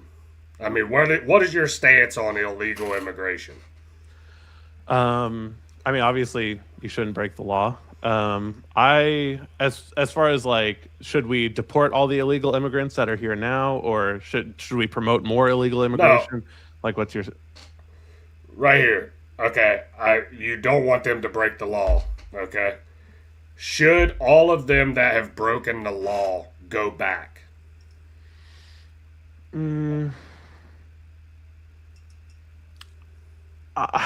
I don't think so, but here would be my argument is, I think, can I...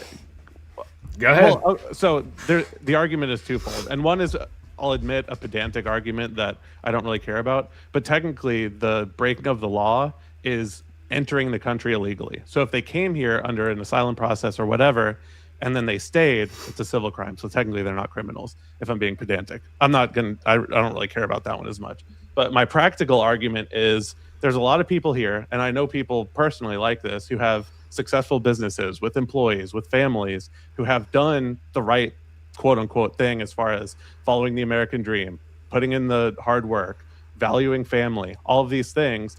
And the only wrong thing they've done is overstay a visa or come here illegally. At that point, now I'm totally down penalizing the people. If you want to say, hey, you have to pay a fine or you have to do whatever this is to make it right, then that's fine. But for all intents and purposes, if these people are here and they're making America better by being economically productive, by paying taxes, which I know it's hard to believe, but illegal immigrants pay a shitload of money in taxes.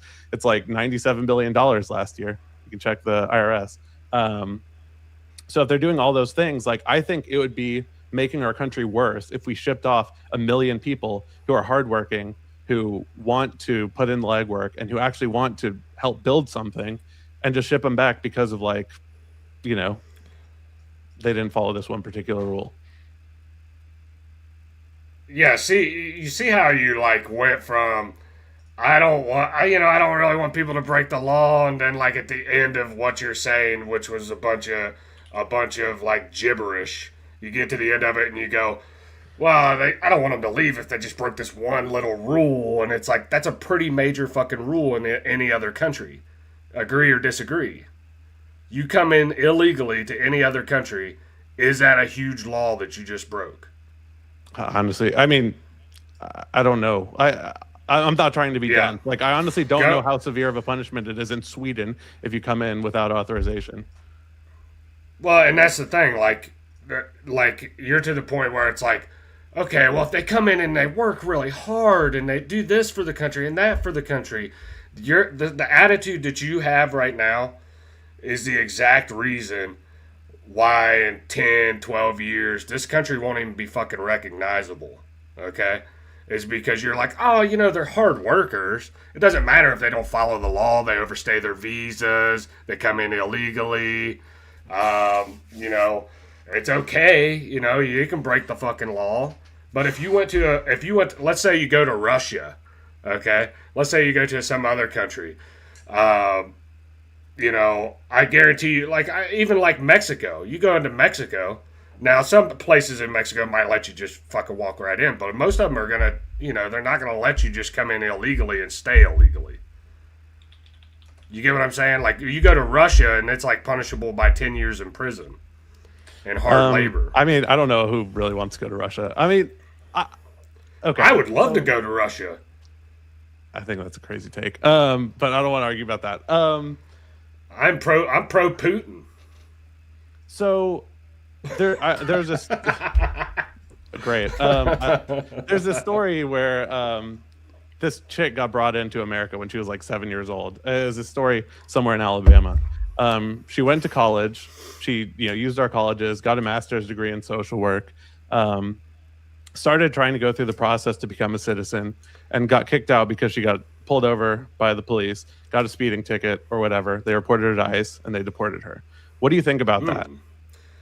I don't fucking care, to be totally honest with you. See, you're trying to come from like some kind of intellectual point, and you're taking these anomalies or these rare occurrences, and you're trying to build law, or you're trying to make these rare occurrences seem like an everyday thing to make people feel guilty for the way they feel about when so-and-so that's working on such and such degree gets deported.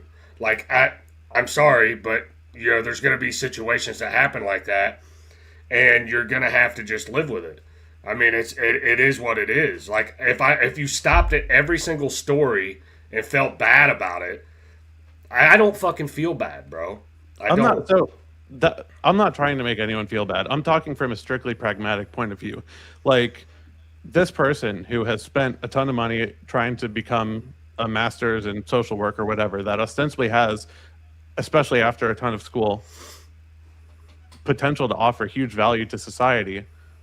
We're just about to ship them out because their parents brought them here legally with no choice. And like I said, it's not even an emotional argument. It's a pragmatic argument. Like, we want more people here that are educated and that have the ability to drive economic production. Like, it's just practical. In this situation, you don't even have to worry about it, though. Like, you don't have to worry about this situation because, I mean, eventually, like, if they made that, let's say, you're saying this is a real story, this is something that happened, right? I can link you the article, yeah. Okay. This is the thing, like, that shit's not going to happen that much anymore. Like, if it happened this time, okay. Because Trump's already came out and said, we're after the really bad criminals. We're after the people that, these really bad guys, and then we're going to send those people back. The people that are hard workers are going to stay.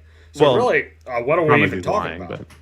Well, the problem is he's lying. I mean, I've seen you see the articles. They're raiding Home Depots. I saw an article in mid Georgia. They're raiding like nail salons for fucking random Korean people, like, or Vietnamese or whatever. It's like, Thank you. Here's the thing, like, the whole point of America is that if you want to work, you can get by. And like I said, I don't support breaking the law. Hold on, because you said I don't support breaking the law.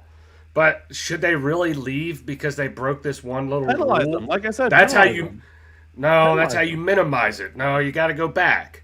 Pack your shit. You got to go back. Period, bro. Oh, why? Come in the right way, legally. That's like, okay. Say, I can't even come up with a good analogy right now. But it's like a gift almost. Like, these people want to come here. They want to pay taxes, right? You think the deficit is a problem? and on the other hand, we're not reproducing enough. If you want more taxpayers, these people are like fucking ready-made taxpayers. If they're of age, the problem is that not everybody's a ready-made taxpayer. You're saying this from a standpoint of every illegal immigrant that comes across the border is a tax-paying citizen, in which I know I can drive 30 minutes down the street in Ohio, and I can show you all the fucking Haitians that are living off the government.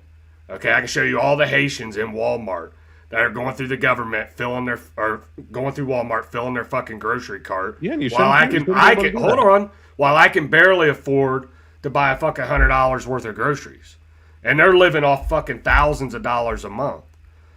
Like, dude, this ain't your. I don't give a fuck what's going on in Haiti. Pack your shit, go back. But they won't. Because our government is full of a bunch of pussies that won't initiate, or they won't follow through. Okay? And this is what needs to happen. You say all this tax revenue's coming in. Well, what the fuck are they using every year? Because not every person coming across the border is an American taxpayer. Okay? Some of them are fucking violent criminals. Some of them are fucking, they don't work. They mooch off the government. They come over here and they multiply by 5 or 10, they have a bunch of kids, and then the fucking kids can't leave. And then all of a sudden, before you know it, your whole neighborhood's taken over. So, but do you... Okay, so do you actually care about that? Because no, if I told... Well, here's going to be the question, is if I told you there's 1 million people coming from Mexico, and I can guarantee you that they will have a job within 3 months of getting here, that they'll be not committing crimes, and that they will fully assimilate to American society. If I could guarantee you that, would you let that happen once a year? Dude, What are you talking about? Go back once a year for what? Would you let 1 million immigrants come in once a year? No, I want to. Okay, I want to decrease. So you don't care about. The taxes or anything. So why are you arguing that they're not paying taxes? You just don't care. You just don't like that they're immigrants. So just say that. No, I don't want them here, period. I've made that pretty clear. If you've watched any of my videos, I think we should shut down the fucking border and we should deport 20 million illegal immigrants. And a lot of people will say, well, that'll crash the economy. Well, you know what? We got to get to the point where we start reproducing as a population. Okay? Americans. Okay, we got to start reproducing. We got to start pulling our own weight. We got to start... There needs to be incentives. Why can't a family, like, let's say, I think you are married, right? I have a girlfriend. Working on it. You have a girlfriend? I just bought a ring. Okay. Anyway, I know I made a bunch of gay jokes in the past, so I'm not going to go there. I have very thick skin. You can make whatever joke you want, buddy. I'm all good. But the thing is like, this is the thing. And I can't remember what the fuck I was going to say, but the thing is, like, with illegal immigration, we don't see how much we're paying. Like, you say, oh, well, we got $97 million in tax revenue. Well, what the fuck did we put? What did we put into them? Like, what did we put into bringing these people over? We're paying for, a lot of them, we're paying for their medical, we're paying for their housing, we're paying for fucking cell phones, groceries. Like, we're paying for them to basically come over, not assimilate, okay? Send money back to their fucking homeland and hate this country. Most of them coming over here hate this fucking country. You think these Haitians like this country and respect this country? I'm sure they like it more than Haiti. Well, they don't fucking show it. When you get firsthand experience with these people, they fucking treat you like shit. I don't have any firsthand experience, so I couldn't say. You go through the grocery stores. They're opening packages and eating the fucking food. I've watched them go down the grocery store eating packages of food, not paying for the shit. Yeah, that's not good. So that's why I say, like, but I don't know why we're having this argument, because you don't even think sorry. Yeah, hold on. Shut the border down. This is how I feel. Shut the border down. We have to ship 20 million illegal immigrants back. Until we can get that shit right and the border closed and under control, then we can think about letting some immigrants in. So that Mustang you were just showing on the screen, right? Say I bought one of those and it was blue. Mm-hmm. and you said, "I hate that fucking car because it's blue," and I was like, "Why are you?" Are we gonna go this route? Well, are we gonna go this route? What? Go ahead. Oh, go ahead. I wasn't even. It seems like you're going the race route, but go ahead. It wasn't even a metaphor for race. And you said, "I hate this car because it's blue," and I said, "But don't you just hate all these Mustangs anyways?" And you were like, "Yeah, but I also hate blue." So that's my thing is, with the welfare and all that, like that all can be solved. If we want less people on welfare, we can solve that. If we want to make sure that people are working, otherwise we deport them, that can be solved. But my take from what you're saying is that even if we solved all that, even if we guaranteed that they were only on welfare for a certain period of time, even if we guaranteed they had productive jobs, even if we found a way to just immediately deport them as soon as they committed a crime, even if all that was fixed, you still would want them gone. Is that true? Because you can't guarantee that, dude. You're living in a magical utopia land that where our government's our government's actually going to function and do the right fucking thing. Yeah, you're living in. This isn't a liberal utopia, bro. It doesn't work like that. It was a hypothetical to try to figure out what is most important to you. What is most important to me? I don't know, man. Actually putting benefits in and actually incentives for people like me. Okay? Hardworking, white American that has a family, that cares about this fucking country. What's in it for me, bro? Every other race can say, well, what's in it for the black community or the Asian community or the Mexican or the Hispanic community. But if you say, well, what's in it for me as a white person? It's like, hold on, man, you're fucking racist, bro. And it's like, you know what? I stand up here, I do what I do with politics. Some people like it, some people don't. I don't really give a shit, okay? What I give a shit about is my family that's downstairs, okay? What is this country going to look like when my boys are my age? When my grandkids are around? What's this country going to look like? Is it going to be invaded by third world countries that don't give a fuck about this country, that don't want to assimilate, okay? That want to come over and wave their own fucking flags? Yeah, nah, I'll pass. Hard pass on that shit. Okay? And the thing is you can call me whatever. For the last 10 years, I've been called everything you can possibly think of. Nazi, white supremacist, racist, piece of shit, whatever you want to call me, okay? When it comes down to it, this country was started. This country. I'm not talking about Native Americans living here. We came over here, we conquered this country, okay? It was white European. Okay? It is what it is. Have you ever been to Europe? Yes, no, I have not been to Europe. What the fuck does that even matter, dude? Is there white people in Europe? Yeah. Was it majority white at one time? The point is probably not anymore. I don't know. It probably is, but I don't know. I doubt it. The point is that there's no European identity. Like, there's no such thing as white European. Like, that's the extent. It's like saying all Asian cultures are the same. They're drastically different, and a lot of them fucking hate each other. Like, there's no such thing as white European. Like, there was a time when Irish immigrants and when Italian immigrants were coming in, and we hated them too because they were just new people.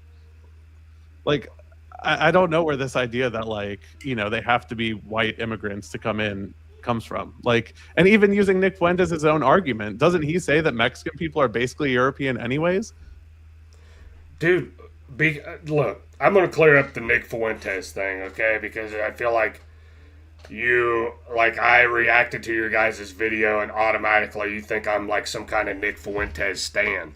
Look, dude, I can think for myself. I've been thinking for myself for the last 10 years. It's worked out pretty fucking good for me. I agree with some of what Nick says, not everything. Nick is telling everybody to go out and vote Democrat in the 2028 midterms. I'm not going to fucking do that. I'm just not going to vote at all. But I wouldn't vote for a Democrat because they don't align with my core morals, values, and beliefs. They just fucking don't. Okay? And I'm not going to sing Kumbaya and hold hands with a fucking Democrat when my own party's fucking me over. I just won't vote. And it is what it is.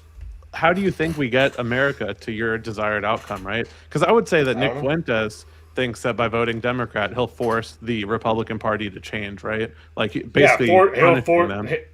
He believes that it'll force the Republican Party to actually run a candidate, another probably populist, run a candidate that is more pro-white, pro-Catholic, border control, all that stuff. Now, I haven't really looked into what all he wants out of a presidential candidate, but I know he doesn't like J.D. Vance. He doesn't like Marco Rubio. So, but I can't really speak for Nick Fuentes. I'm not Nick Fuentes.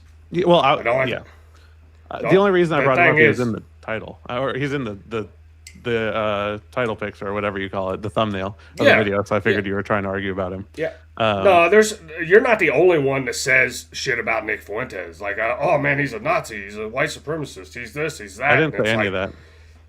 I know. I'm not saying you. I'm saying there's people out there that do that, and it's like, okay, whatever. Like, he says he has made a shit ton of edgy jokes. Okay, he's an entertainer along with a political commentator. Okay, do I agree with everything he says? No. Okay, but I think he is a bright person that knows what the fuck he's talking about most of the time geopolitically, and he can pretty much predicted all this shit that's happening right now would happen back before Trump was even president. So who did he say to vote? He said he didn't say to vote for Trump in 2024, right? He didn't vote in 2024. Yeah. So here's my thing is I try to come at things from a lot of different angles, and the immigration thing, like I said, I'm not a big emotional person. My thing is mostly practicality, right? Like, I think a lot of the problem that I would point out in your view is that it sounds like you think a lot of things are zero sum, basically. We're like, we have a limited amount of resources, and if one guy comes in, that's one less thing that I can get because he's getting it. But the way a lot of economic stuff works is if somebody comes in and they get a job, then they're making a bunch of extra money. They're producing something that the United States can sell that's like a marketable good, right? And so they're making extra money. The United States is making extra money. That person is spending the extra money at local businesses, right? Walmart, if they ever have to stay at a hotel, they go on vacation to Florida, whatever it is. So the more people you put into an economy, the more money it makes overall, the more money everybody else can make. You know, I got you, right? That doesn't work, and I'm going to explain to you why. Because if you let an illegal immigrant family come over, let's say you let a mom and a dad and 5 kids. Only the mom and the dad's working. The 5 kids are a strain on this society, on medical.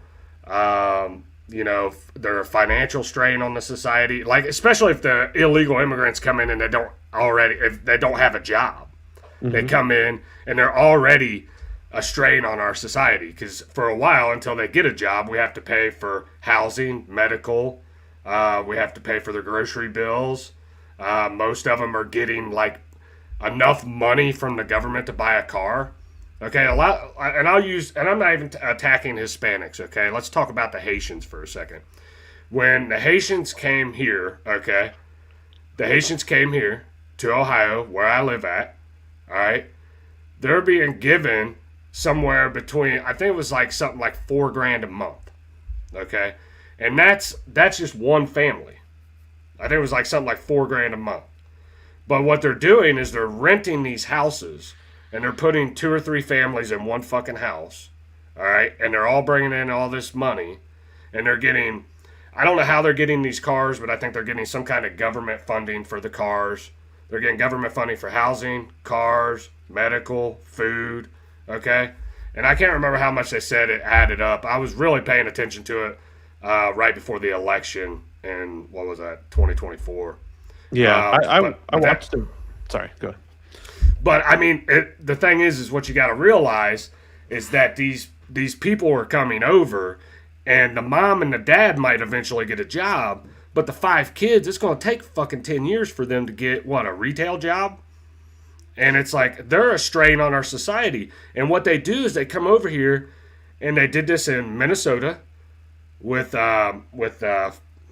Somalians. Okay? They come over and they fucking multiply way faster than we do. And they take over cities. And all of a sudden we're paying all this government funding for these third world invaders that fucking hate our country. They don't want to assimilate. They come over, they wave their own flags, they take over their own fucking city, they take over the cities in the United States. So you can say, well, they're adding money to the economy. No, actually, they're fucking taking money away, too. So if they're adding to it, they're probably taking some away, too. And I wouldn't trust any kind of numbers you get from the fucking IRS. Is the IRS going to tell you the truth on how much money they're bringing in from illegal immigration? Like, why would they give you? Why would they be right about or get accurate about that? Why would they want to tell you that? Two different things. So first thing on the point of kids is that I would see kids as an investment. So you have kids, right? So if those kids grow up, like you said, eventually they'll get jobs and eventually they'll become economically productive. So that will enrich the entirety of the United States, increase the GDP, increase the amount of money flowing around, increase the amount of consumers at local businesses, right? When your kids grow up. So it's an investment in this future of the United States. Those people, laborers, are valuable by definition. So those people will increase the value of the United States in 5-10 years whenever they start becoming economically productive. And that's every child, by the way. And obviously, I know you'd argue that, if it's an American kid, it's worth it. We want, obviously, I understand that. But I would just see it as an investment. And if you want, we can, there's conversations to be had about all of this. If we can agree that bringing in a certain amount of Mexican immigrants is beneficial and we'd be willing to spend a certain amount of money to do that. And if you come in, you have to agree that hey, this is the amount of money you'll get and you're going to have to figure it out. Otherwise, we're either going to have to kick you out, whatever the penalty is. That's all possible. I don't understand this thing where this person in chat said, oh, Dylan's arguments sound great if they weren't hypothetical. We can figure it out. We're fucking America, dog. If we want to figure out how to get fucking immigrants and make sure that they assimilate, it's possible. I don't know why you have that look. It's possible. Dylan, listen. I the one thing I think you fail to realize, okay, is that we're way past the holding hands and singing Kumbaya type of moments in the United States anymore. We can't come together and agree on anything. And when we do, it's usually something that fucks over our country. And the thing is you say, well, all of these kids are going to be an investment. Well, that's kind of a hypothetical too, because you don't know that for sure. And the biggest issue with legal immigration is even the legal ones coming over, they're not assimilating to this country. Americans are supposed to learn Creole. Americans are supposed to learn Spanish. Americans are supposed to learn, whatever fucking. That? Dude, I don't think you understand. When the Haitians come over here and the Haitians were working in the factories I was fucking working in, they weren't taught English. We were taught fucking Creole to be able to communicate with them on the assembly lines. That's fucking retarded. Well, I'm just saying that's the way it is. That is our thinking right now. So they have if you come over legally, you have to assimilate. Period. Sure. It's if you're not willing to assimilate, you got to go back. Fucking English. I'm all for it. Teach everyone English based. I love English. It's great. I don't see the problem. That's the thing is it's these are all easy trivial things in my mind to solve. If we change the process to where it's not a bunch of people coming here illegally and we can actually easily keep track of them, then it should be easy to keep track of all this. If you want to limit the amount of money being sent overseas, fucking go for it, man.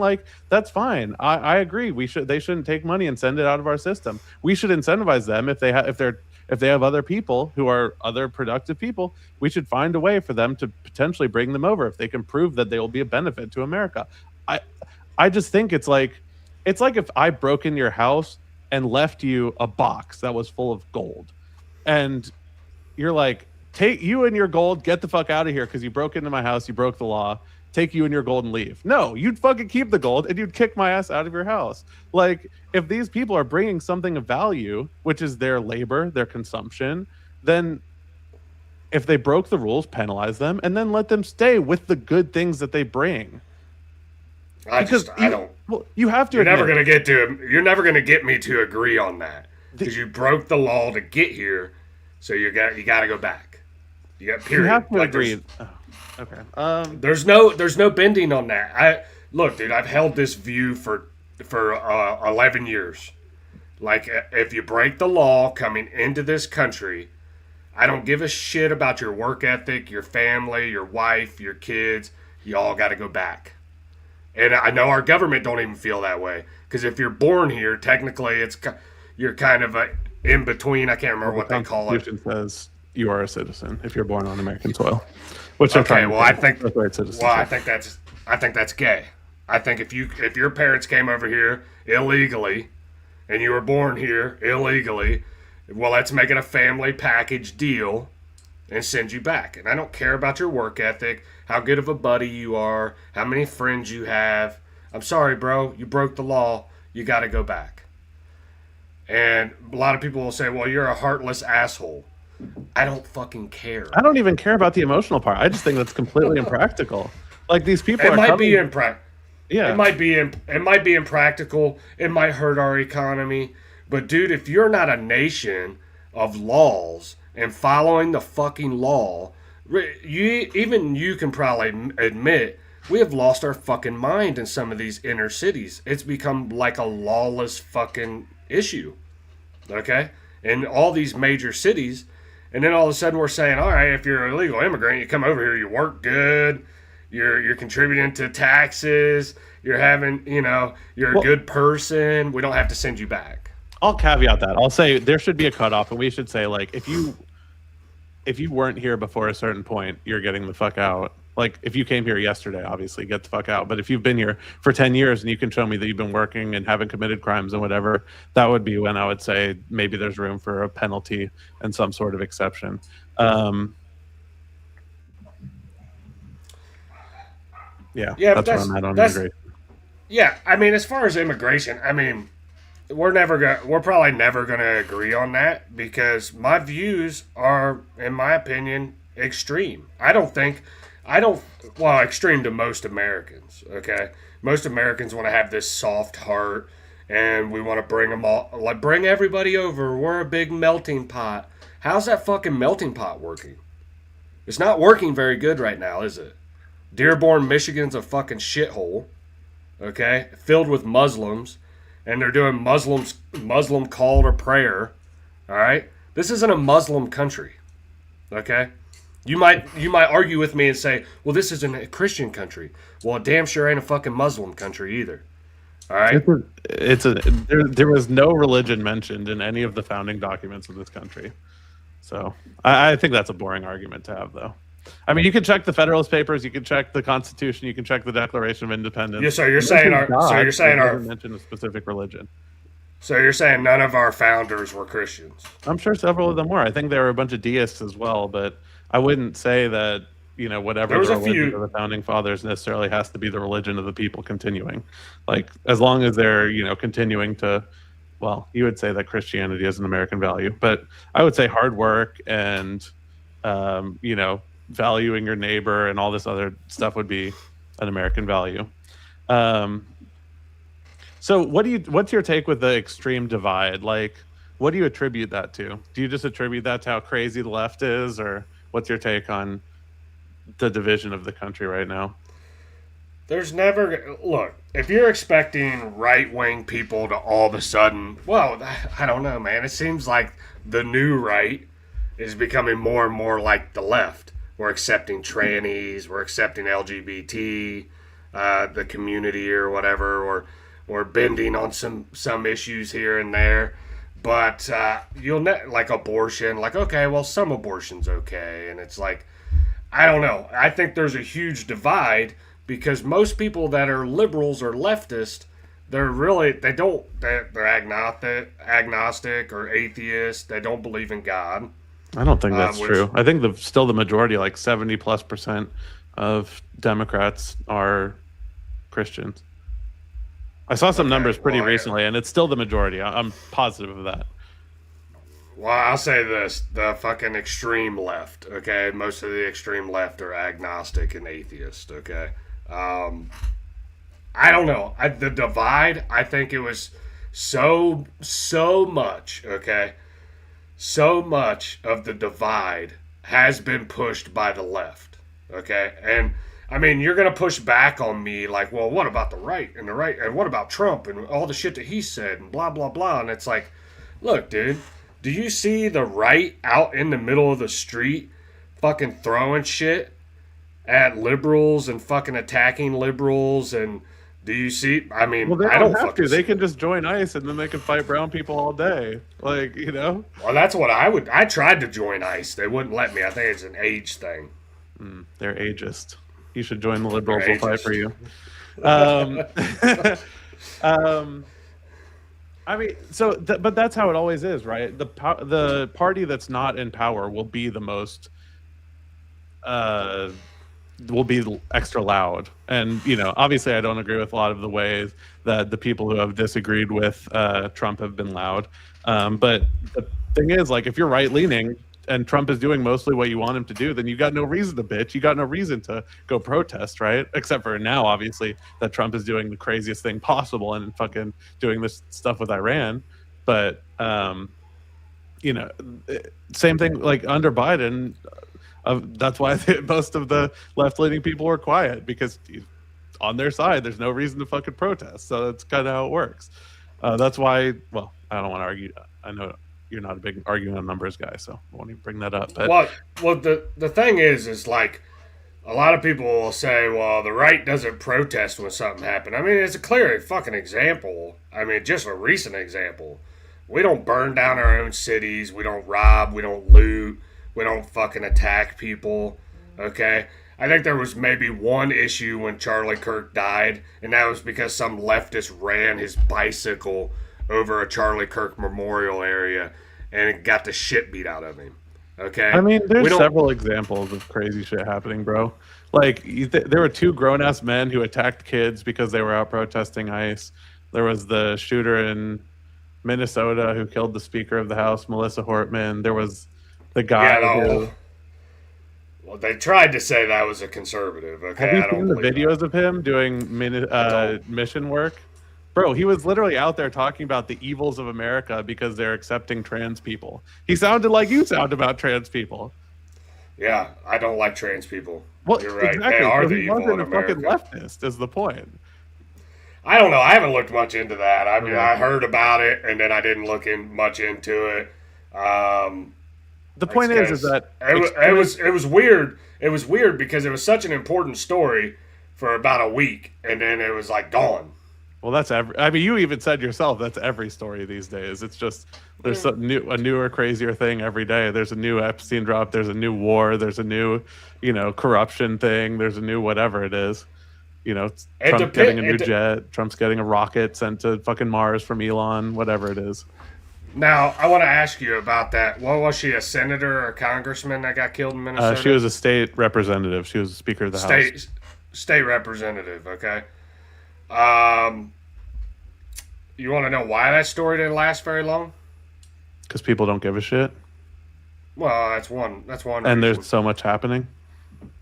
Yeah, well, I'll save that for another day. I'm not going to. What is it? Oh, or is it the? I think it's because they're white. I think it's because they're white. It was white on white crime. Fucking they didn't really give a shit about it. There was no racial motive for the mainstream media to fucking push it. There was no racial motive. There was a little bit of a Trump motive, but I'm telling you, I need to go back and look at that because I'm almost 100% sure they proved a lot of that shit to be false. So I'll give you extreme right-wing guy. I'll give you the charitable side. The argument from the other side was that because he had a bunch of No Kings flyers in his car, that he must have been someone who was planning on joining the No Kings protest or something like that. Which I don't know if he just picked him up because he didn't want other people to see him. Because if you were anti-No Kings, you would think like, hey, fuck these guys. I'm going to grab these flyers so no one else gets them. But what I can tell you is I've seen with my own eyes that there's on YouTube video of him in like some African country preaching about how far America has strayed. Yeah, I mean, I'm not lying. Like and you can see the date. It's like from 8 years ago. He was off in some African country preaching about how America's fallen to the left and how transgenderism is brainwashing all of our youth and all this other generic stuff. And to me, that doesn't sound like a left guy. Now, but the point is hold on. But is this true? Because this is something I did hear. that dude worked for Tim Walz. I forgot that. So he did have a job for Tim Walz. But the thing is, with any government position, when you're a governor or any executive, Trump, whatever it is, right? That's like saying there's a guy in the FBI who works for Trump who's a crazy liberal, and therefore he worked for Trump, therefore he must be a Republican. Like, there are a ton of ceremonial appointments that like are technicalities. Whenever you get signed in as governor, you sign all these appointments, you reappoint all the people who are doing their jobs, and you probably did a good job, and you just walk it over, like it's not normal. Like this whole thing Trump did where there's like political purity testing, like, oh, do you think that the 2020 election was stolen? No. Oh, you're fired. Like, that doesn't really happen in most governments. Like most governments, whoever's doing it and they're doing a fine job, they kind of end up staying until there's a reason, or if it's like the Secretary of State or whatever, you can change it. But I mean, even the chairman of the Joint Chiefs, Milley, was appointed under Trump and stayed under Biden. That doesn't make him a Democrat, although according to Trump it does. So I think it's a fucking weirdo.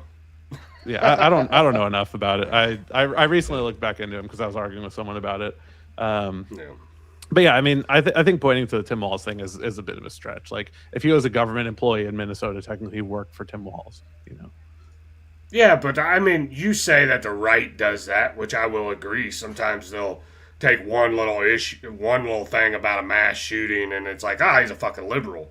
Well, the left does the same shit. I'm not arguing that. That's the way media works. I would argue that it's to a lesser degree on the left, but I know you wouldn't agree. My point is, every time there's a mass shooting, doesn't matter what the fuck. All of a sudden, it's a white Trump supporter. It has to be. And if it's not, they just completely fucking ignore it. But I would say that's what they're doing on the other side. The whole like, oh, he worked for Tim Walz. Like, come on, while they're ignoring all the videos. I'll send you a link. Like, it's crazy the amount of videos. I'm sure someone in chat, if they Google it, can find it. But my point would be that just extreme people do the extreme shit, and the media is going to paint it with their own partisan brush on both sides. But my whole point that I always talk with everybody about is we need to be informed so we can actually call out the fucking media whenever they're full of shit. That's my whole political message. Is I obviously I would prefer people to vote the same way that I do, but I want more people voting, and I want more people informed. And I think that's the problem we're having as a society, is a lot of the politics that happens these days is imagination. Like, there's a lot of people who still ride or die Trump, and they still think that we're not at war, even though a bunch of people have said it, a bunch of people haven't said it. There's all sorts of crazy messaging because all they do is they listen to Trump. And if there was a lot of those people, like if you get on Twitter, sorry, I don't mean to interrupt you, but if you get on Twitter, a lot of those people are fucking paid to say that shit. A lot of them are like paid influencers that are saying like everything is great over here in MAGA world. Yeah. So it's fucking weird. Okay, but the left does that too with their content creators. They fucking Harry Sisson and the other little twink dude. I can't remember what the fuck his name is. Luke Beasley. Chris Mallory or whatever. Chris something. Like yeah. But anyway, I can't remember what you were saying. Sorry. No, you're good. You're good. It's all good. I was getting to a point. See, this wasn't so bad, right? We should have talked ages ago. I don't like doing this though, because I don't. It's a waste of time. Like, it's just my point about it. Like, you're gonna go off after this, and you're gonna feel how you feel. I'm gonna feel how I feel. You might even think that I'm one of those extremists. You said you are. You literally said it, man. I am an extremist. Okay, so I do believe. Now let's ask you the question though. Do you think I'm the one going? Do you think I would be the one that would go out and do something harmful to somebody? I don't know. You come off as a little bit unhinged. I'm not gonna lie, but do you think I would go out and do the? I'm not gonna say it because the video will get taken down. Yeah. I mean, I think anybody could do that if they were in the right place. Like, here's the thing. Like, January 6th is obviously the big example of like, oh, does the right really protest, burn anything down? But I'm getting to a point. Just let me cook. All right, go ahead. If I put myself in the position of one of those guys, and I really, to the core, thought that the 2020 election was stolen by evil liberals with the help of Venezuela, then I don't blame them for flipping the fuck out. I really don't. Like, I think that is a reasonable course of action, assuming they're right. My problem with them is they're wrong, and there's really good reasons to believe they're wrong. So if crazy shit was happening in America, if our government, now I understand you're on a different side of this, if our government really was robbing from us, doing all these terrible things with intent, then I would agree with you that we need to I would join you on the extreme side, but I just don't think we're there. If I can prove it, I expect you to go out and get you an AR and get your ass at the shooting range. I don't know, man. I'm just saying.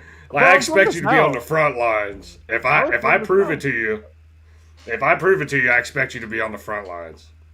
I'm just kidding. I mean, I would obviously want to try the reasonable, process of changing votes and stuff like that. But I agree. Like, if it was to that point, then it would be reasonable at a certain point to take extreme action. Now, do I think you're to that point? I don't think so. I mean, obviously, if you were, you probably would have done it already. But I mean, who knows? Like, if Gavin Newsom wins in 2028 and shit gets crazy, probably not. Still, I think it takes a really exceptional kind of person to be willing to grab a gun and to try to kill like a president or whatever, Or or hear me out. It takes a deranged transgender person because exceptional as like exceptionally crazy, exceptionally whatever, not like okay, yeah. So I mean, it could be that too. It could, but yeah, I won't even make that joke. But the thing is will you at least admit there's been some kind of uptick of transgender mass shootings here lately?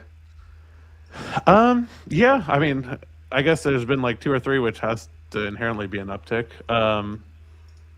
So I'll admit, based on the numbers, for the first time in like 30 years, left-wing violence has outpaced right-wing violence, and I would attribute that, like I said, to inherently the parties not in power are going to be the most active. But I mean, I'll concede that. I think there should be no mass shootings. Obviously, they're all bad. Do you think that the shooting with Charlie Kirk escalated the violence? Well, let me caveat that. I've seen a lot of these things where like there's a guy with long hair who looks kind of feminine, and they're like, "That's a trans guy who shot people." I think the trans, like, I don't know. I guess race baiting is a thing, right? They say like race baiting. Oh, you're black, whatever. I think there's a lot of trans baiting happening. New term. But do I think that that's Charlie disgusting? Anyway, do I think Charlie Kirk's shooting escalated things? Not really. I mean, I think weirdly enough, like it's like what you said. People kind of forgot about it.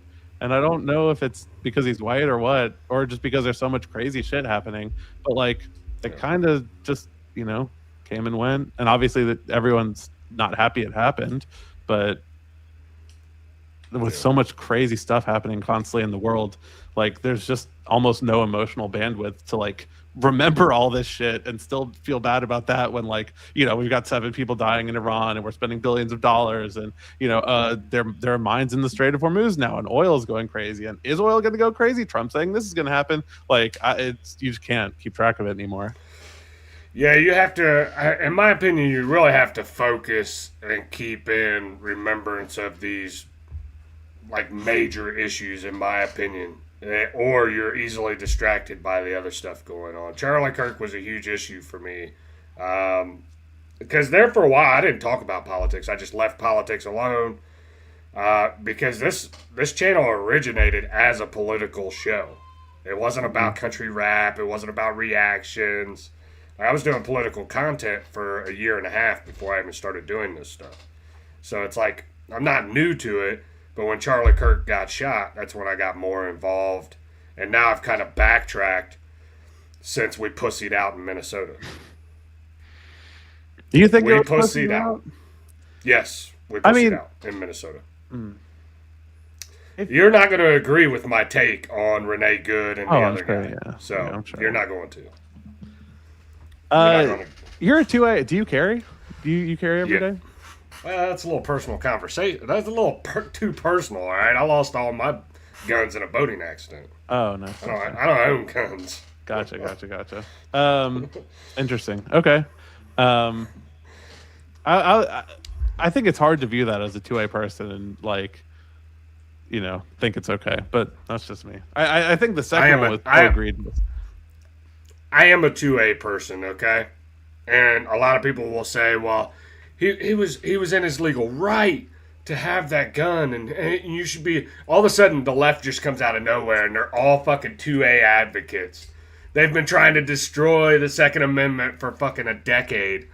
One leftist gets shot, and all of a sudden they're fucking 2A advocates. And, hold on, they're like experts in 2A. Do you like Andrew Wilson? You an Andrew Wilson guy? I do like Andrew Wilson. I disagree with him on some issues too. You would call that an internal critique. Yeah. Where you're not necessarily critiquing somebody from your own position. You're critiquing them from their own position. Where you're a big 2A person, therefore you should think this is unacceptable because that's a value you have, is what they're saying. Not that, which, yeah, I mean, I'm into Second Amendment. I've got guns. You know, I don't have an AR, but I got a couple pistols, shotgun. Yeah. Shot several ARs in my life. So you should, and you should. I'm a huge 2A supporter. I didn't like what happened to the dude in Minnesota. Like, as far as I wish both those situations were different outcomes. Okay, but it is what it is. Like, it happened. This is the thing. I think a lot of people in their minds were thinking unrealistically. Okay, because if we're to move, let's just say we're to remove 10 million illegal immigrants. Do you think we would be able to remove 10 million illegal immigrants with 0 accidents? 0 accidents with the left protesting every day, getting in the middle of shit. Do you think we would be able to go through that and remove 10 million illegal immigrants with no issues? I mean, probably not, but I think we should strive to have minimal issues, especially when it comes to killing American citizens. And it doesn't seem like there's been a good faith effort from the administration to minimize those issues. Like, well, the first, I mean, what more do you want? I mean, he removed everybody from. Basically removed everybody from Minnesota. Yeah, because the problem is because it looked so bad for this, because that shooting. Like, I'm telling you, I woke up. You know, I was on vacation with my girlfriend. I woke up. I opened Twitter, like you said, open Twitter every morning, and that was the first thing that popped up. I was like, this can't be real. I swear to you, my first take, because it was so egregious that I figured it had to be like bullshit AI. So like, I just. Which one are we talking about? The second one. Okay. What did you think about the first one? The first one, I think that the first shot is maybe plausible. Like, I think that the shots fired from the side windows are unacceptable. Guaranteed. Like, 100%. But I think the second shooting was just insane. And, like, even taking off my, liberal hat is, like, fucking insane. Yeah, I mean, this is the thing. Like, it's all framed in the way you want to see it. Because literally, you saw, 25, 30 seconds of an interaction? You didn't see what that guy was doing all fucking day long. Antagonizing those people and doing the shit that he's doing, interfering in ICE trying to do their fucking job. They're there to do a job. They're federal officers. But okay? They're there to do a fucking job. Like they did. Well, I mean, you have a right to protest. Do you have a right to protest in the middle of the street and block traffic? No. Then get the fuck out of the road. Yeah, the penalty for that isn't a bullet in your back, though. It's getting arrested.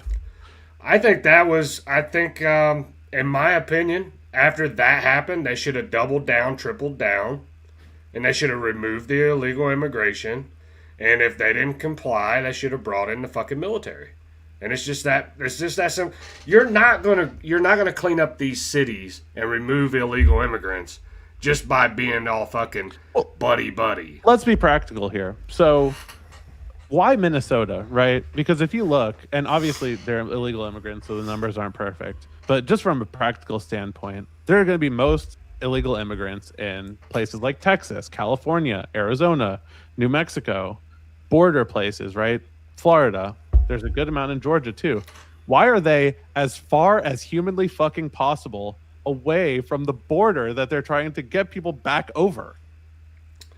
I think what blew the whistle on it and brought them to Minnesota as hard as they went was the Nick Shirley exposing all the fraud with the Somalian daycares.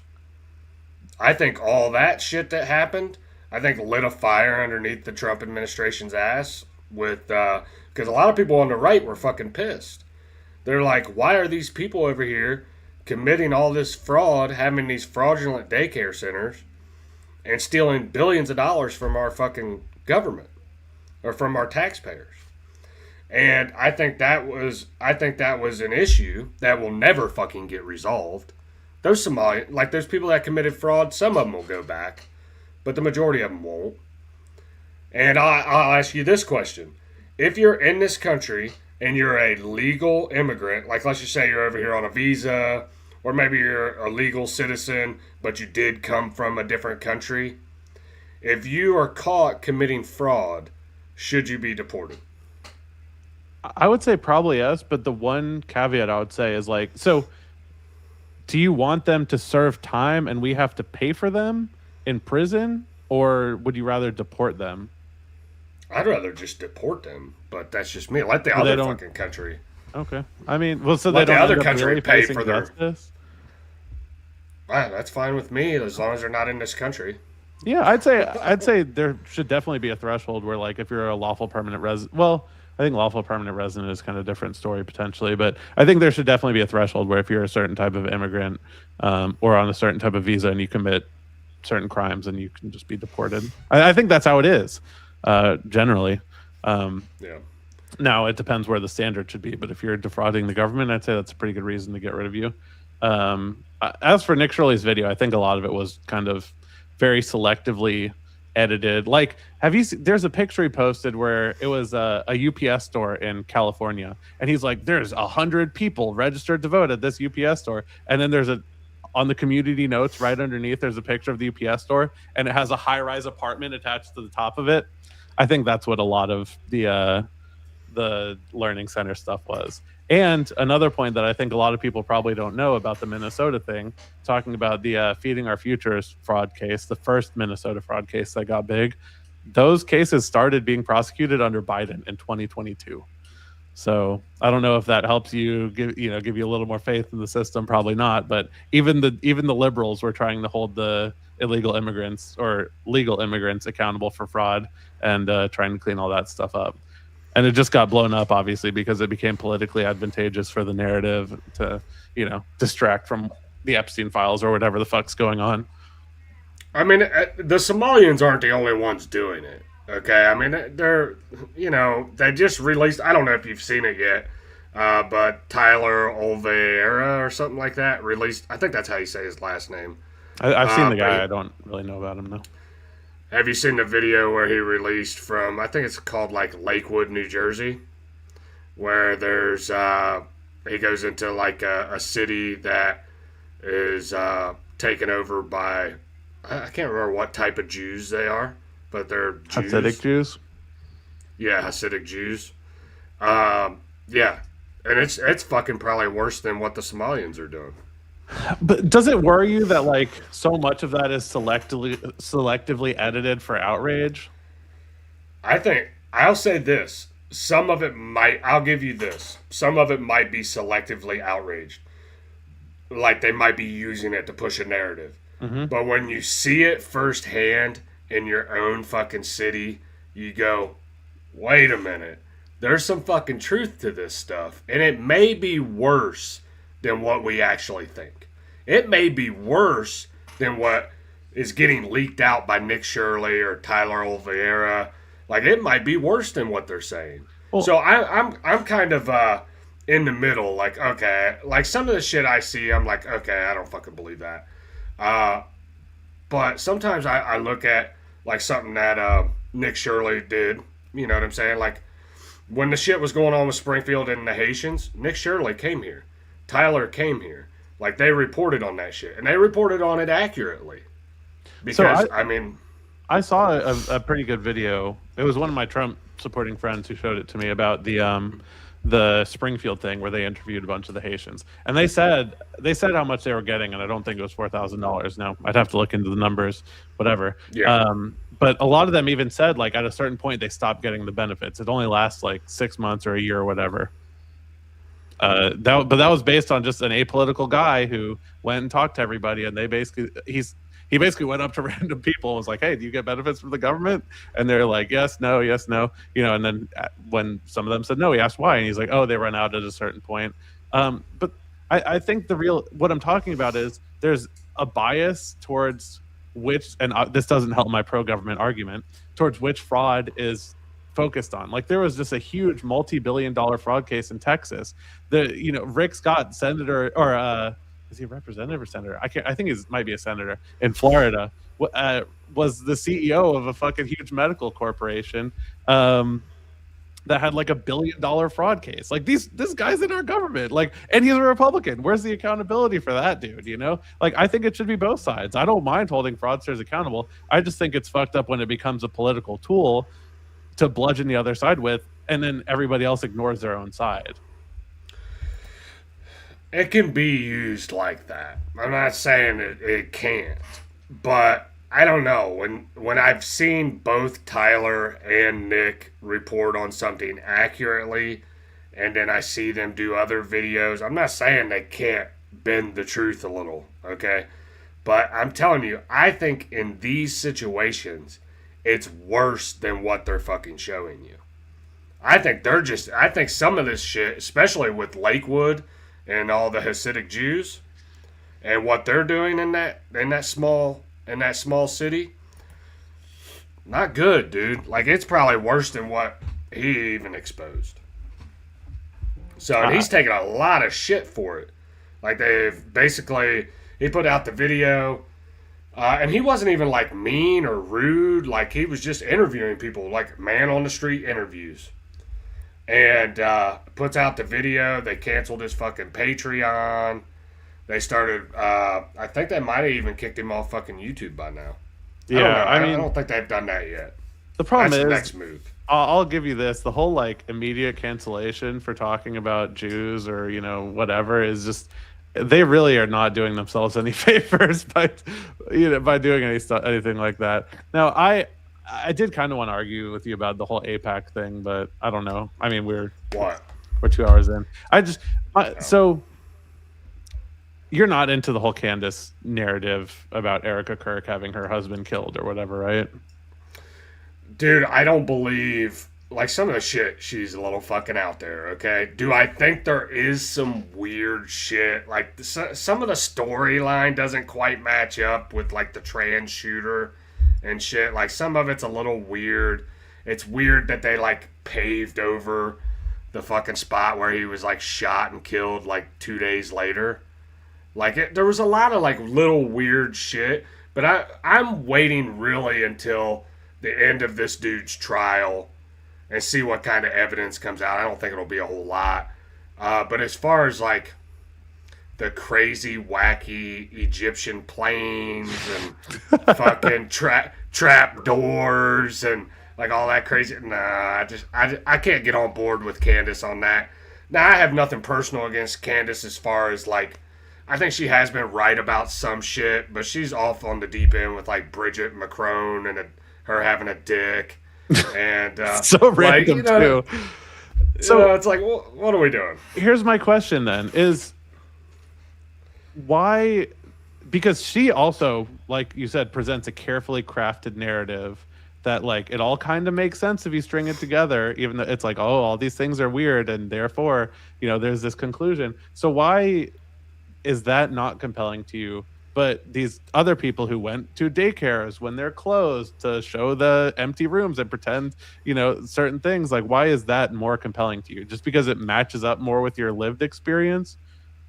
No, it's because they actually showed evidence. I mean, literally, they went to these daycares, they went to these medical facilities, and, like, fucking, they really didn't exist. They didn't answer the doors. They didn't have any kids. Like the dude that was running an autism center literally just got charged the other day. I mean, I can't remember his name. I'll have to look it up and send you the link. But that Nick Shirley pulled up on like an autism center, and a Somalian guy comes out, and it was like him and his mom, and like they have never. Now he's getting ready to go through like trial or whatever. I don't know why my camera did that, but they never had any autistic kids in the facility at all. Like they frauded. I can't remember. It was I have to look the story up and send you the link, but. Yeah, he just got arrested the other day. So some of the stuff is like, it's been proven.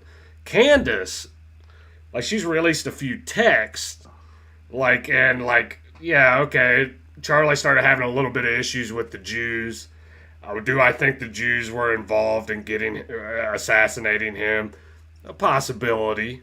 But as of right now, that's as far as I'll go, a possibility, okay? Okay. I can't sit here and say like, oh man, the Jews killed him. Like I'm not there yet. I think until it's proven otherwise, because all the stupid videos that came, like they had, dude, I watched Charlie Kirk get assassinated in 20 different fucking ways in 4K for like a month straight. I was looking at all these videos, okay? The second shooter and all this shit. Like there's another shooter up at the top of the balcony. There's a dude with a handgun. Like I don't buy that. I don't really buy that he was shot with what, a 30-06 or something like that. Well, that's what they said. I didn't look into this too much. I just kind of took everything at face value, I'll admit. But I mean, there are weird situations. He could have been shot using old ammo that less gunpowder because it was supposedly his grandpa's gun. That's kind of my point, though, is that like there's a lot of like weird stuff that happens all the time. Like you go back, everyone loves talking about the Hunter Biden laptop story.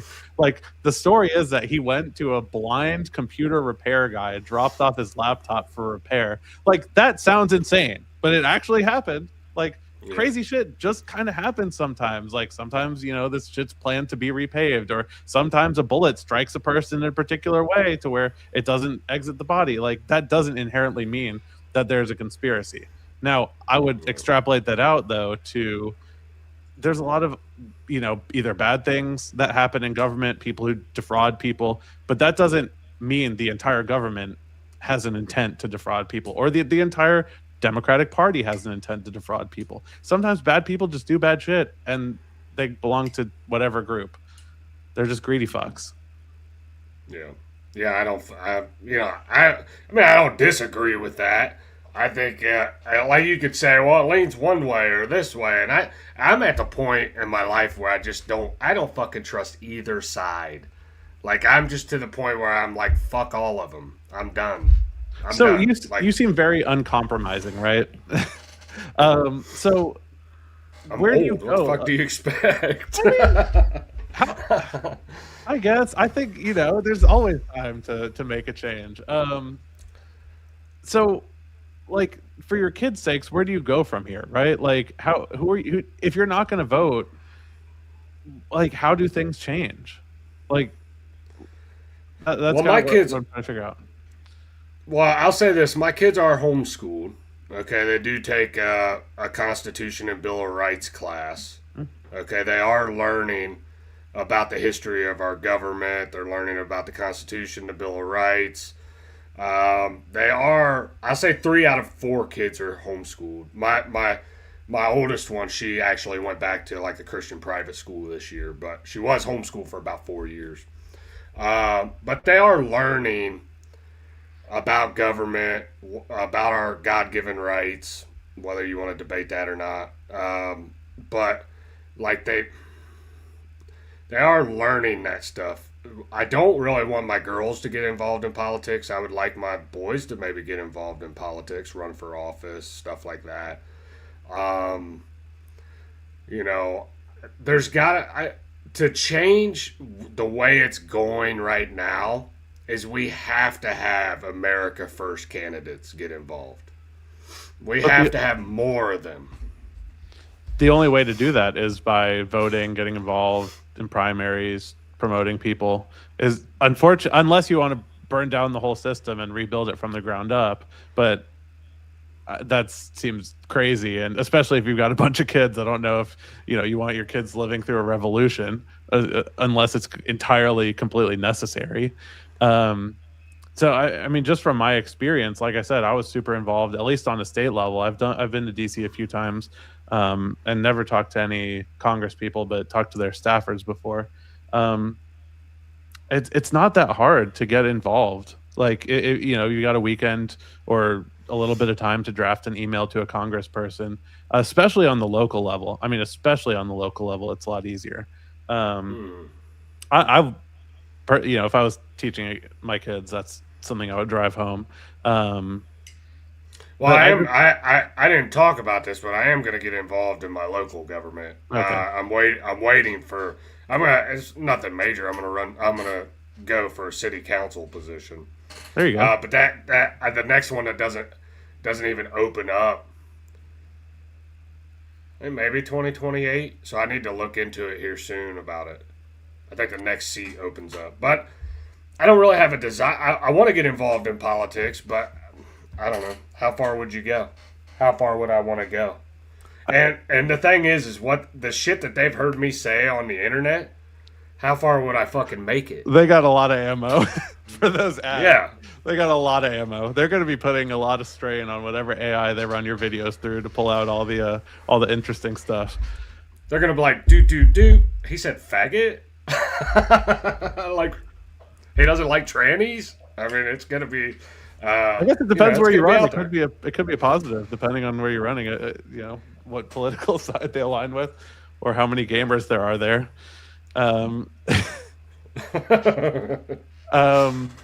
But even just like smaller level stuff, like it was in Denver. I went to a city council meeting, and there was this guy. It was the funniest shit ever. We met him in the elevator going up.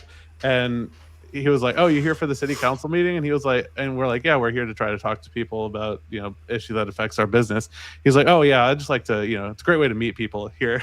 And he went up and talked, and he had no plan. He was so awkward, and he was like, "Yeah, I think we need some more parks for my dogs and a little bit more trees." And it was really cringe, but like, you have to give respect to the guy. Like, he thought these things are important, and he went to them and he took his minute and a half or whatever they gave him to try to air out his points. And I think if we did more of that, we would be in a better place and people would actually understand what's going on in the government. Like, I think it's awesome that you want to try to get more involved in your city council, because that will give you even if you don't win, a more experience with how things work and where your money goes for your property taxes or your sales taxes. I think that's awesome. I think I want to tell you something. The main reason I'm running for city council, okay, is because there's been too many Mexicans brought here, okay? We got to get them out. We got to send them back over the border. I'm just kidding. The main reason is because I think our local government is wasting our money. Like, they had a big surplus of COVID dollars, okay? Instead of doing something positive for the kids in the community and building, like, let's say, a fucking splash pad in the local park. What they did is they bought a second shelter, or they built a second shelter building to have, like, parties in, wedding receptions, birthday parties, all that shit. They built this separate building. They already had one down there, and it was kind of old, but they built another one. And what they did for the American taxpayers, the people, struggling to get fucking by, is they build this building with COVID tax dollars, and then they fucking charge everybody $300 a day when you want to rent it out. So it's $300 if you want to rent the fucking place out. What? Party. That's insane. Yeah, like, that's just one thing that they've done. So it's like, that's what I'm saying. I mean, it's just a small thing, but it's like, they could have done something nice for the kids in the community. Even if they didn't build a splash pad, build a second section of the park. We got a lot of fucking little kids around here. You know what I'm saying? Like, you could have had another little area where they could, or make the park bigger, like the swing sets and all that shit. Yeah, I mean, I agree. That seems insanely stupid. But more people getting involved helps that. And a lot of the people I've talked to about stuff like this have absolutely no idea that that's even a viable option to even run for city council or to even talk to your city council to try to convince them otherwise. And it's only just, a certain group of people that are like hyper involved, but the majority of people, like the general voter, just has no clue what the fuck's going on. As long as there isn't too much traffic and there aren't too many potholes, they're not really going to get involved. And I think we need to change that if we're going to keep going as a society. Well, I want to say this one thing. I think that is one of the weakest points of people on the right. They don't get involved. A liberal, they'll fucking get involved in anything. Even shit that's none of their fucking business, doesn't affect them. Like, they'll fucking jump in there and they'll fucking die for that shit. You know what I'm saying? Like, literally. But I'm saying, like, the right, we don't do shit. We're not organized. We don't get it. Like, some of us get involved. I can't say that we're not all, but, like, I'm talking about the general base of voters. We don't organize. We don't. Well, that's one thing Charlie did exceptionally well. That's why he was such a big deal. And even Nick Fuentes, like I said. I think we're going to struggle without Charlie. Because Charlie was the guy on campus talking to college people. He was talking to young people. I think you're going to struggle without Trump, which obviously it might be good for your worldview, but the whole thing with the Republican Party right now is it is run by one guy, which I think I said earlier is terrifying regardless. Like, I wouldn't want any one person to decide who's running for my senator. It's crazy, like what he tried to do with in Texas, where he said, I will only endorse this one person, and basically I'm going to pick who's in charge instead of the people of Texas actually picking with the primary. It's fucking crazy.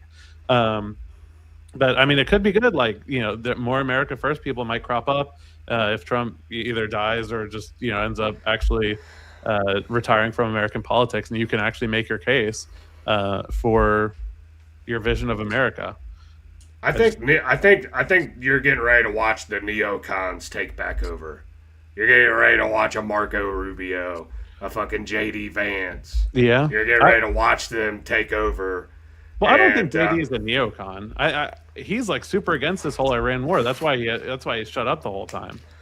Dude, I'm gonna say this, okay? Go back to 2024. I'll have to find the video. But the whole Iran war thing started with JD. JD started talking about, we're going to go, if we have to, we'll go into Iran and we'll take care of what needs to be taken care of. And our main focus should be on Iran. And really? He come out and said it. Now, he might be backtracking now because he's thinking, well, I'm going to make me a presidential run. I think the best person to put in there as a Republican for 2028 is Ron DeSantis. He has to get better campaign people though, because he ran a shitty primary campaign against Trump. He's just a weird guy. That's kind of the problem. Is he's kind of a weird dude. He kicks ass in Florida though. I mean, he does. He just needs to work on. He needs to work on his, campaigning skills, because the whole wearing high heels or like the heels in his boots. I mean, Trump roasted him on that and he had no comeback for it. Like, you know what I'm saying? He couldn't get out of neutral, and Trump was just making fun of him.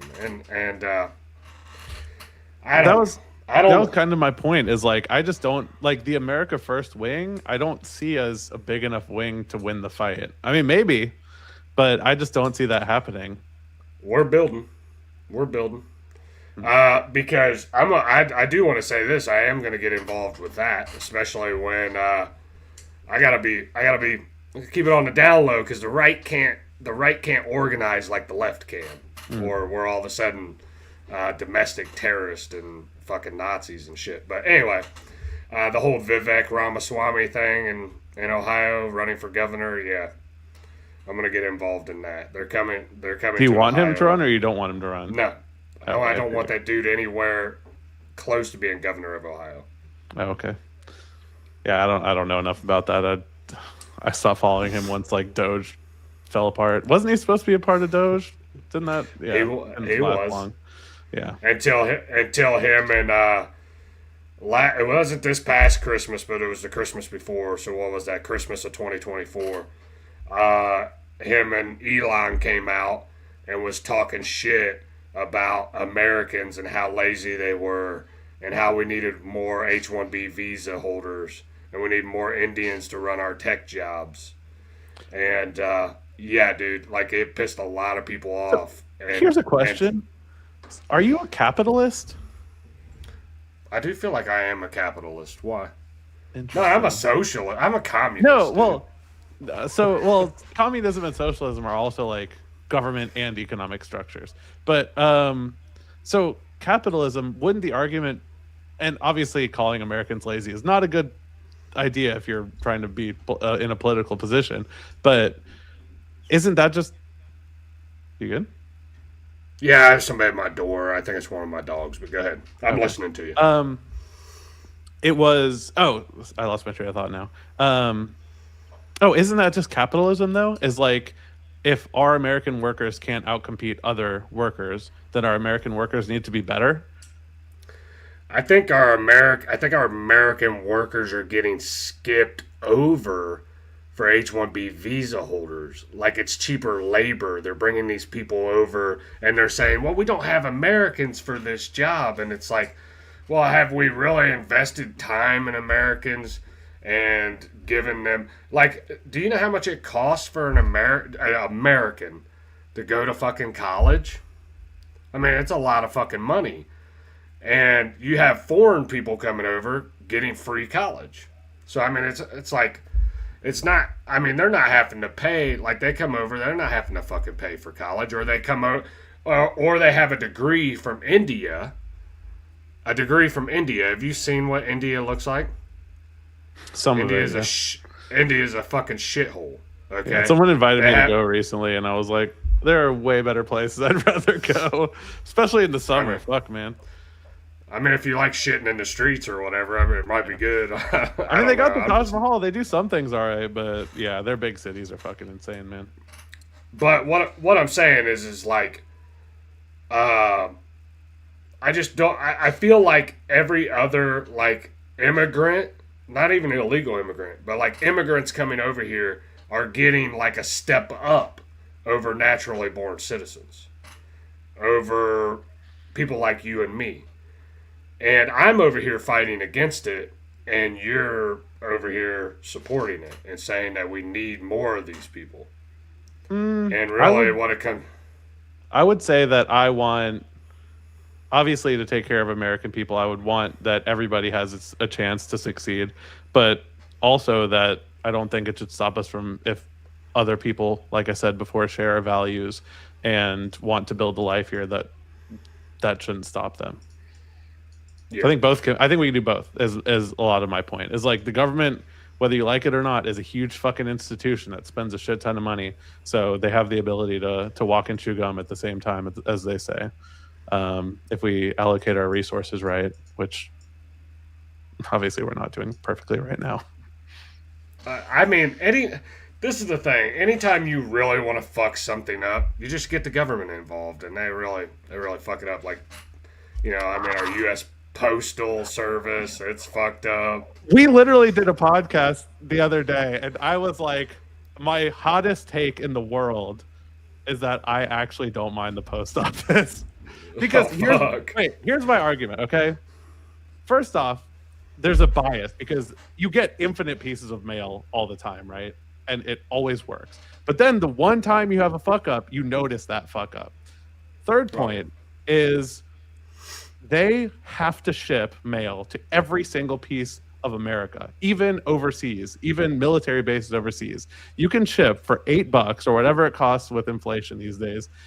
For a small post office box, you can send it to fucking Afghanistan or wherever we have military bases. That's kind of sick. I mean, I'm not saying there's like no positives. Yeah, they're not perfect, you know, but yeah, I mean, the post office is a lot better than when I was a kid. I mean, like, I in my opinion, I think it is better as far as like receiving your packages, like sending them all over the place. Like, I don't know. I don't think it was as good back in the day, like when I was in the 80s. Yeah, I mean, but you also have to think the scale. They ship millions and millions and millions of packages, with Amazon and everything now. I think I'm going to hop off. This was fun, though. Yeah, I appreciate it. It was it wasn't bad. It was okay. Well, I had fun. I appreciate you having me and giving it a chance. I was surprised that you said I could do it, so I appreciate it. Well, I didn't think you would be the one that come up here or whatever, but, I think it was a good, productive conversation. Did we change each other's minds? No, but,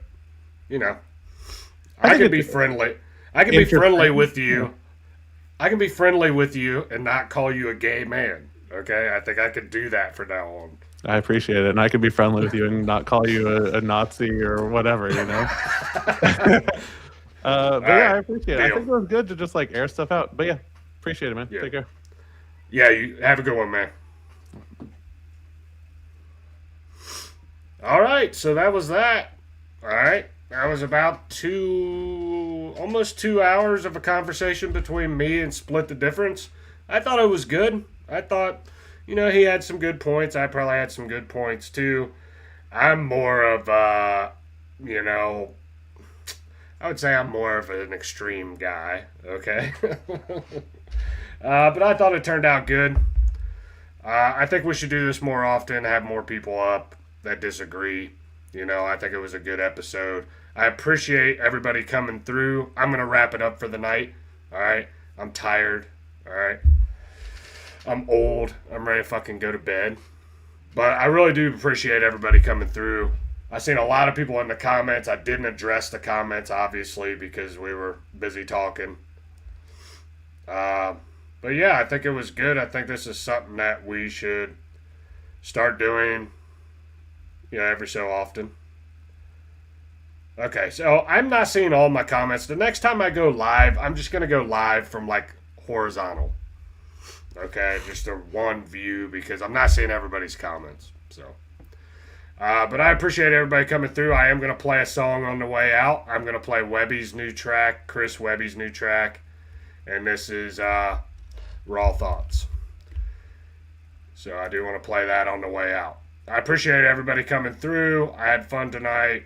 Thank you. Please remember to hit the like button. Comment on this video. Share this video. Subscribe to the channel. Hype this video. Whatever you want to do. But whatever you do, do not make love to this video, okay? Just don't do it, you sick fuck. Alright, I appreciate everybody coming through. God bless you. God bless your family. And God bless the United States of... History. 13 bloodlines rose to power. Of America. Hold on, I'm going to reshare my page here. So we're going to play this on the way out. This is Chris Webby, Raw Thoughts. Let's go. Power wickedly. They came from me.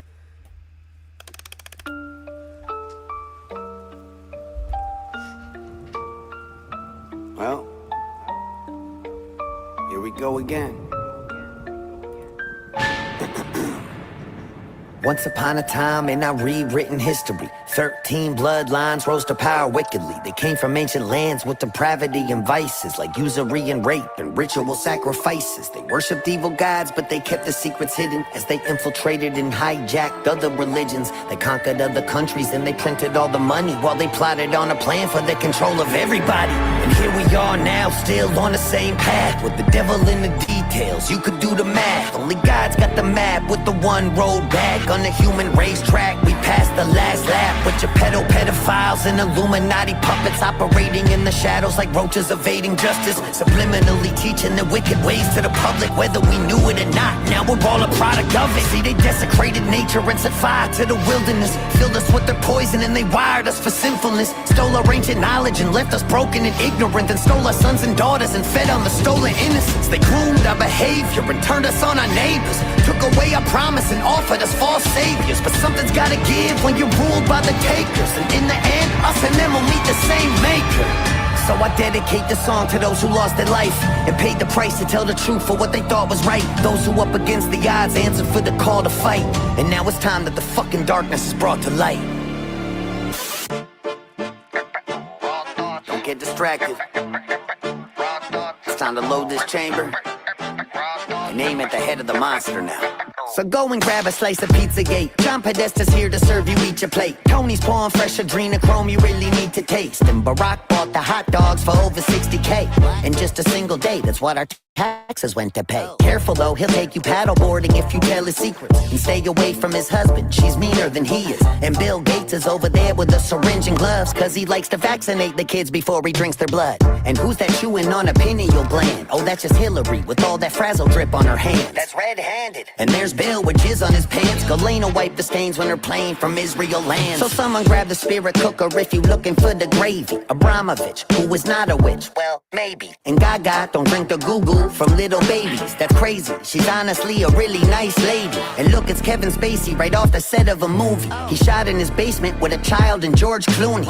Weinstein funded it, Spielberg directed it, and Bono made the music then sang at a kid's benefit. And George H.W. Bush is pulling the car up with every man in his family, even Barbara. Ellen's on the way from Diddy's house with Sean Carter. Cause here at Comet Ping Pong, the club is what you're part of. Oprah's on the way, but she'll be late, she's stuck in human traffic. We'll just have to film the sacrifice and show it to her after. Go and throw it on a lacy dry, but don't be losing that shit. Where's Anthony Weiner's computer? I thought that Huma had it. Just relax, take a nap with that guy in the Biden mask. Even if they catch us, we'll be fine, just give it time to pass. Jeffrey's got our back, this shit is under control, cause he reports directly to the people running the show.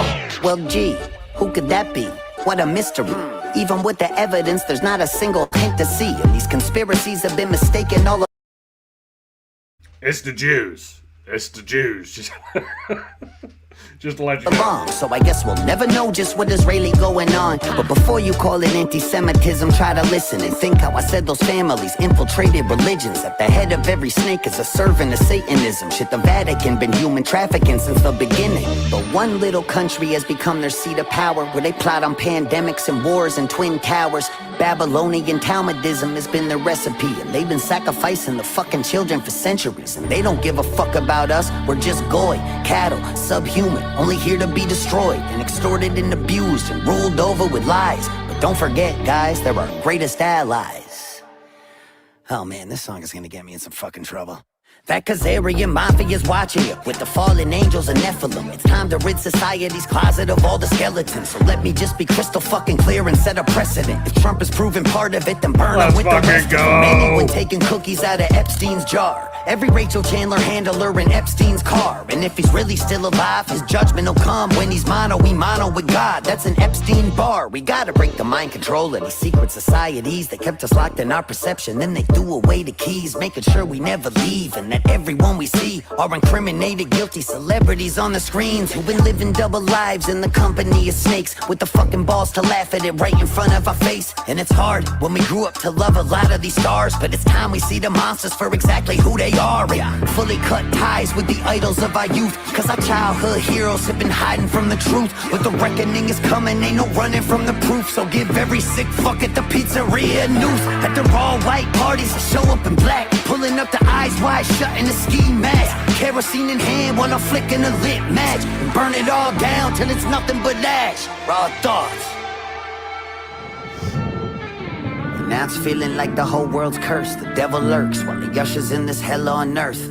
And a one world government's looming out in the distance. A new world order is coming for the resistance. Well, all we do is bicker till it's ripping us apart, as the globalists controlling us and stripping us for parts, while they reset the score on the brink of world war. As I look around, I don't recognize it anymore. Feel a wheeze from the geoengineering on the breeze, while they blocking out the sky right in front of us to see. Fucking with us with the frequencies of 5G, interacting with the graphene from the vaccines. And the food that we eat is poison down to the seeds. Hard to even call it food when Pfizer's making the cheese, while the algorithm focused us on how we disagree. They've been building us a prison with digital IDs. So this ain't an act of violence, it's an act of defiance. It's a fucking middle finger to these pedophile tyrants, a reminder to the rebels who won't give them their compliance when the pressure's on, never getting threatened into silence, and still hit the field while the home team's losing. Keep a cool head through the cries and confusion. Keep an open mind through the lies and illusions. And try to be a good human. So one last time, this the finale, put it to bed. Because after this, there won't be nothing left to be said. And I hope that after all of this, at least I made you think. That was always my intention for sharing what's in my head. It was never about the vision, I just needed y'all to listen. And wake the fuck up from this nightmare that we live in. So hate or love it if I got you to question the system. With all these raw thoughts, then I accomplished the mission. And the thoughts were my own. In a world where the loudest opposition is controlled, I don't claim to have the answer. Really all I've ever known is I gotta speak on it if I feel it in my bones. I've been right about a lot of things, wrong about some others. Shadow banned and demonized, still I never stuttered. Cause from the very start, I just said what's in my heart. So one last time, raw thoughts, motherfucker.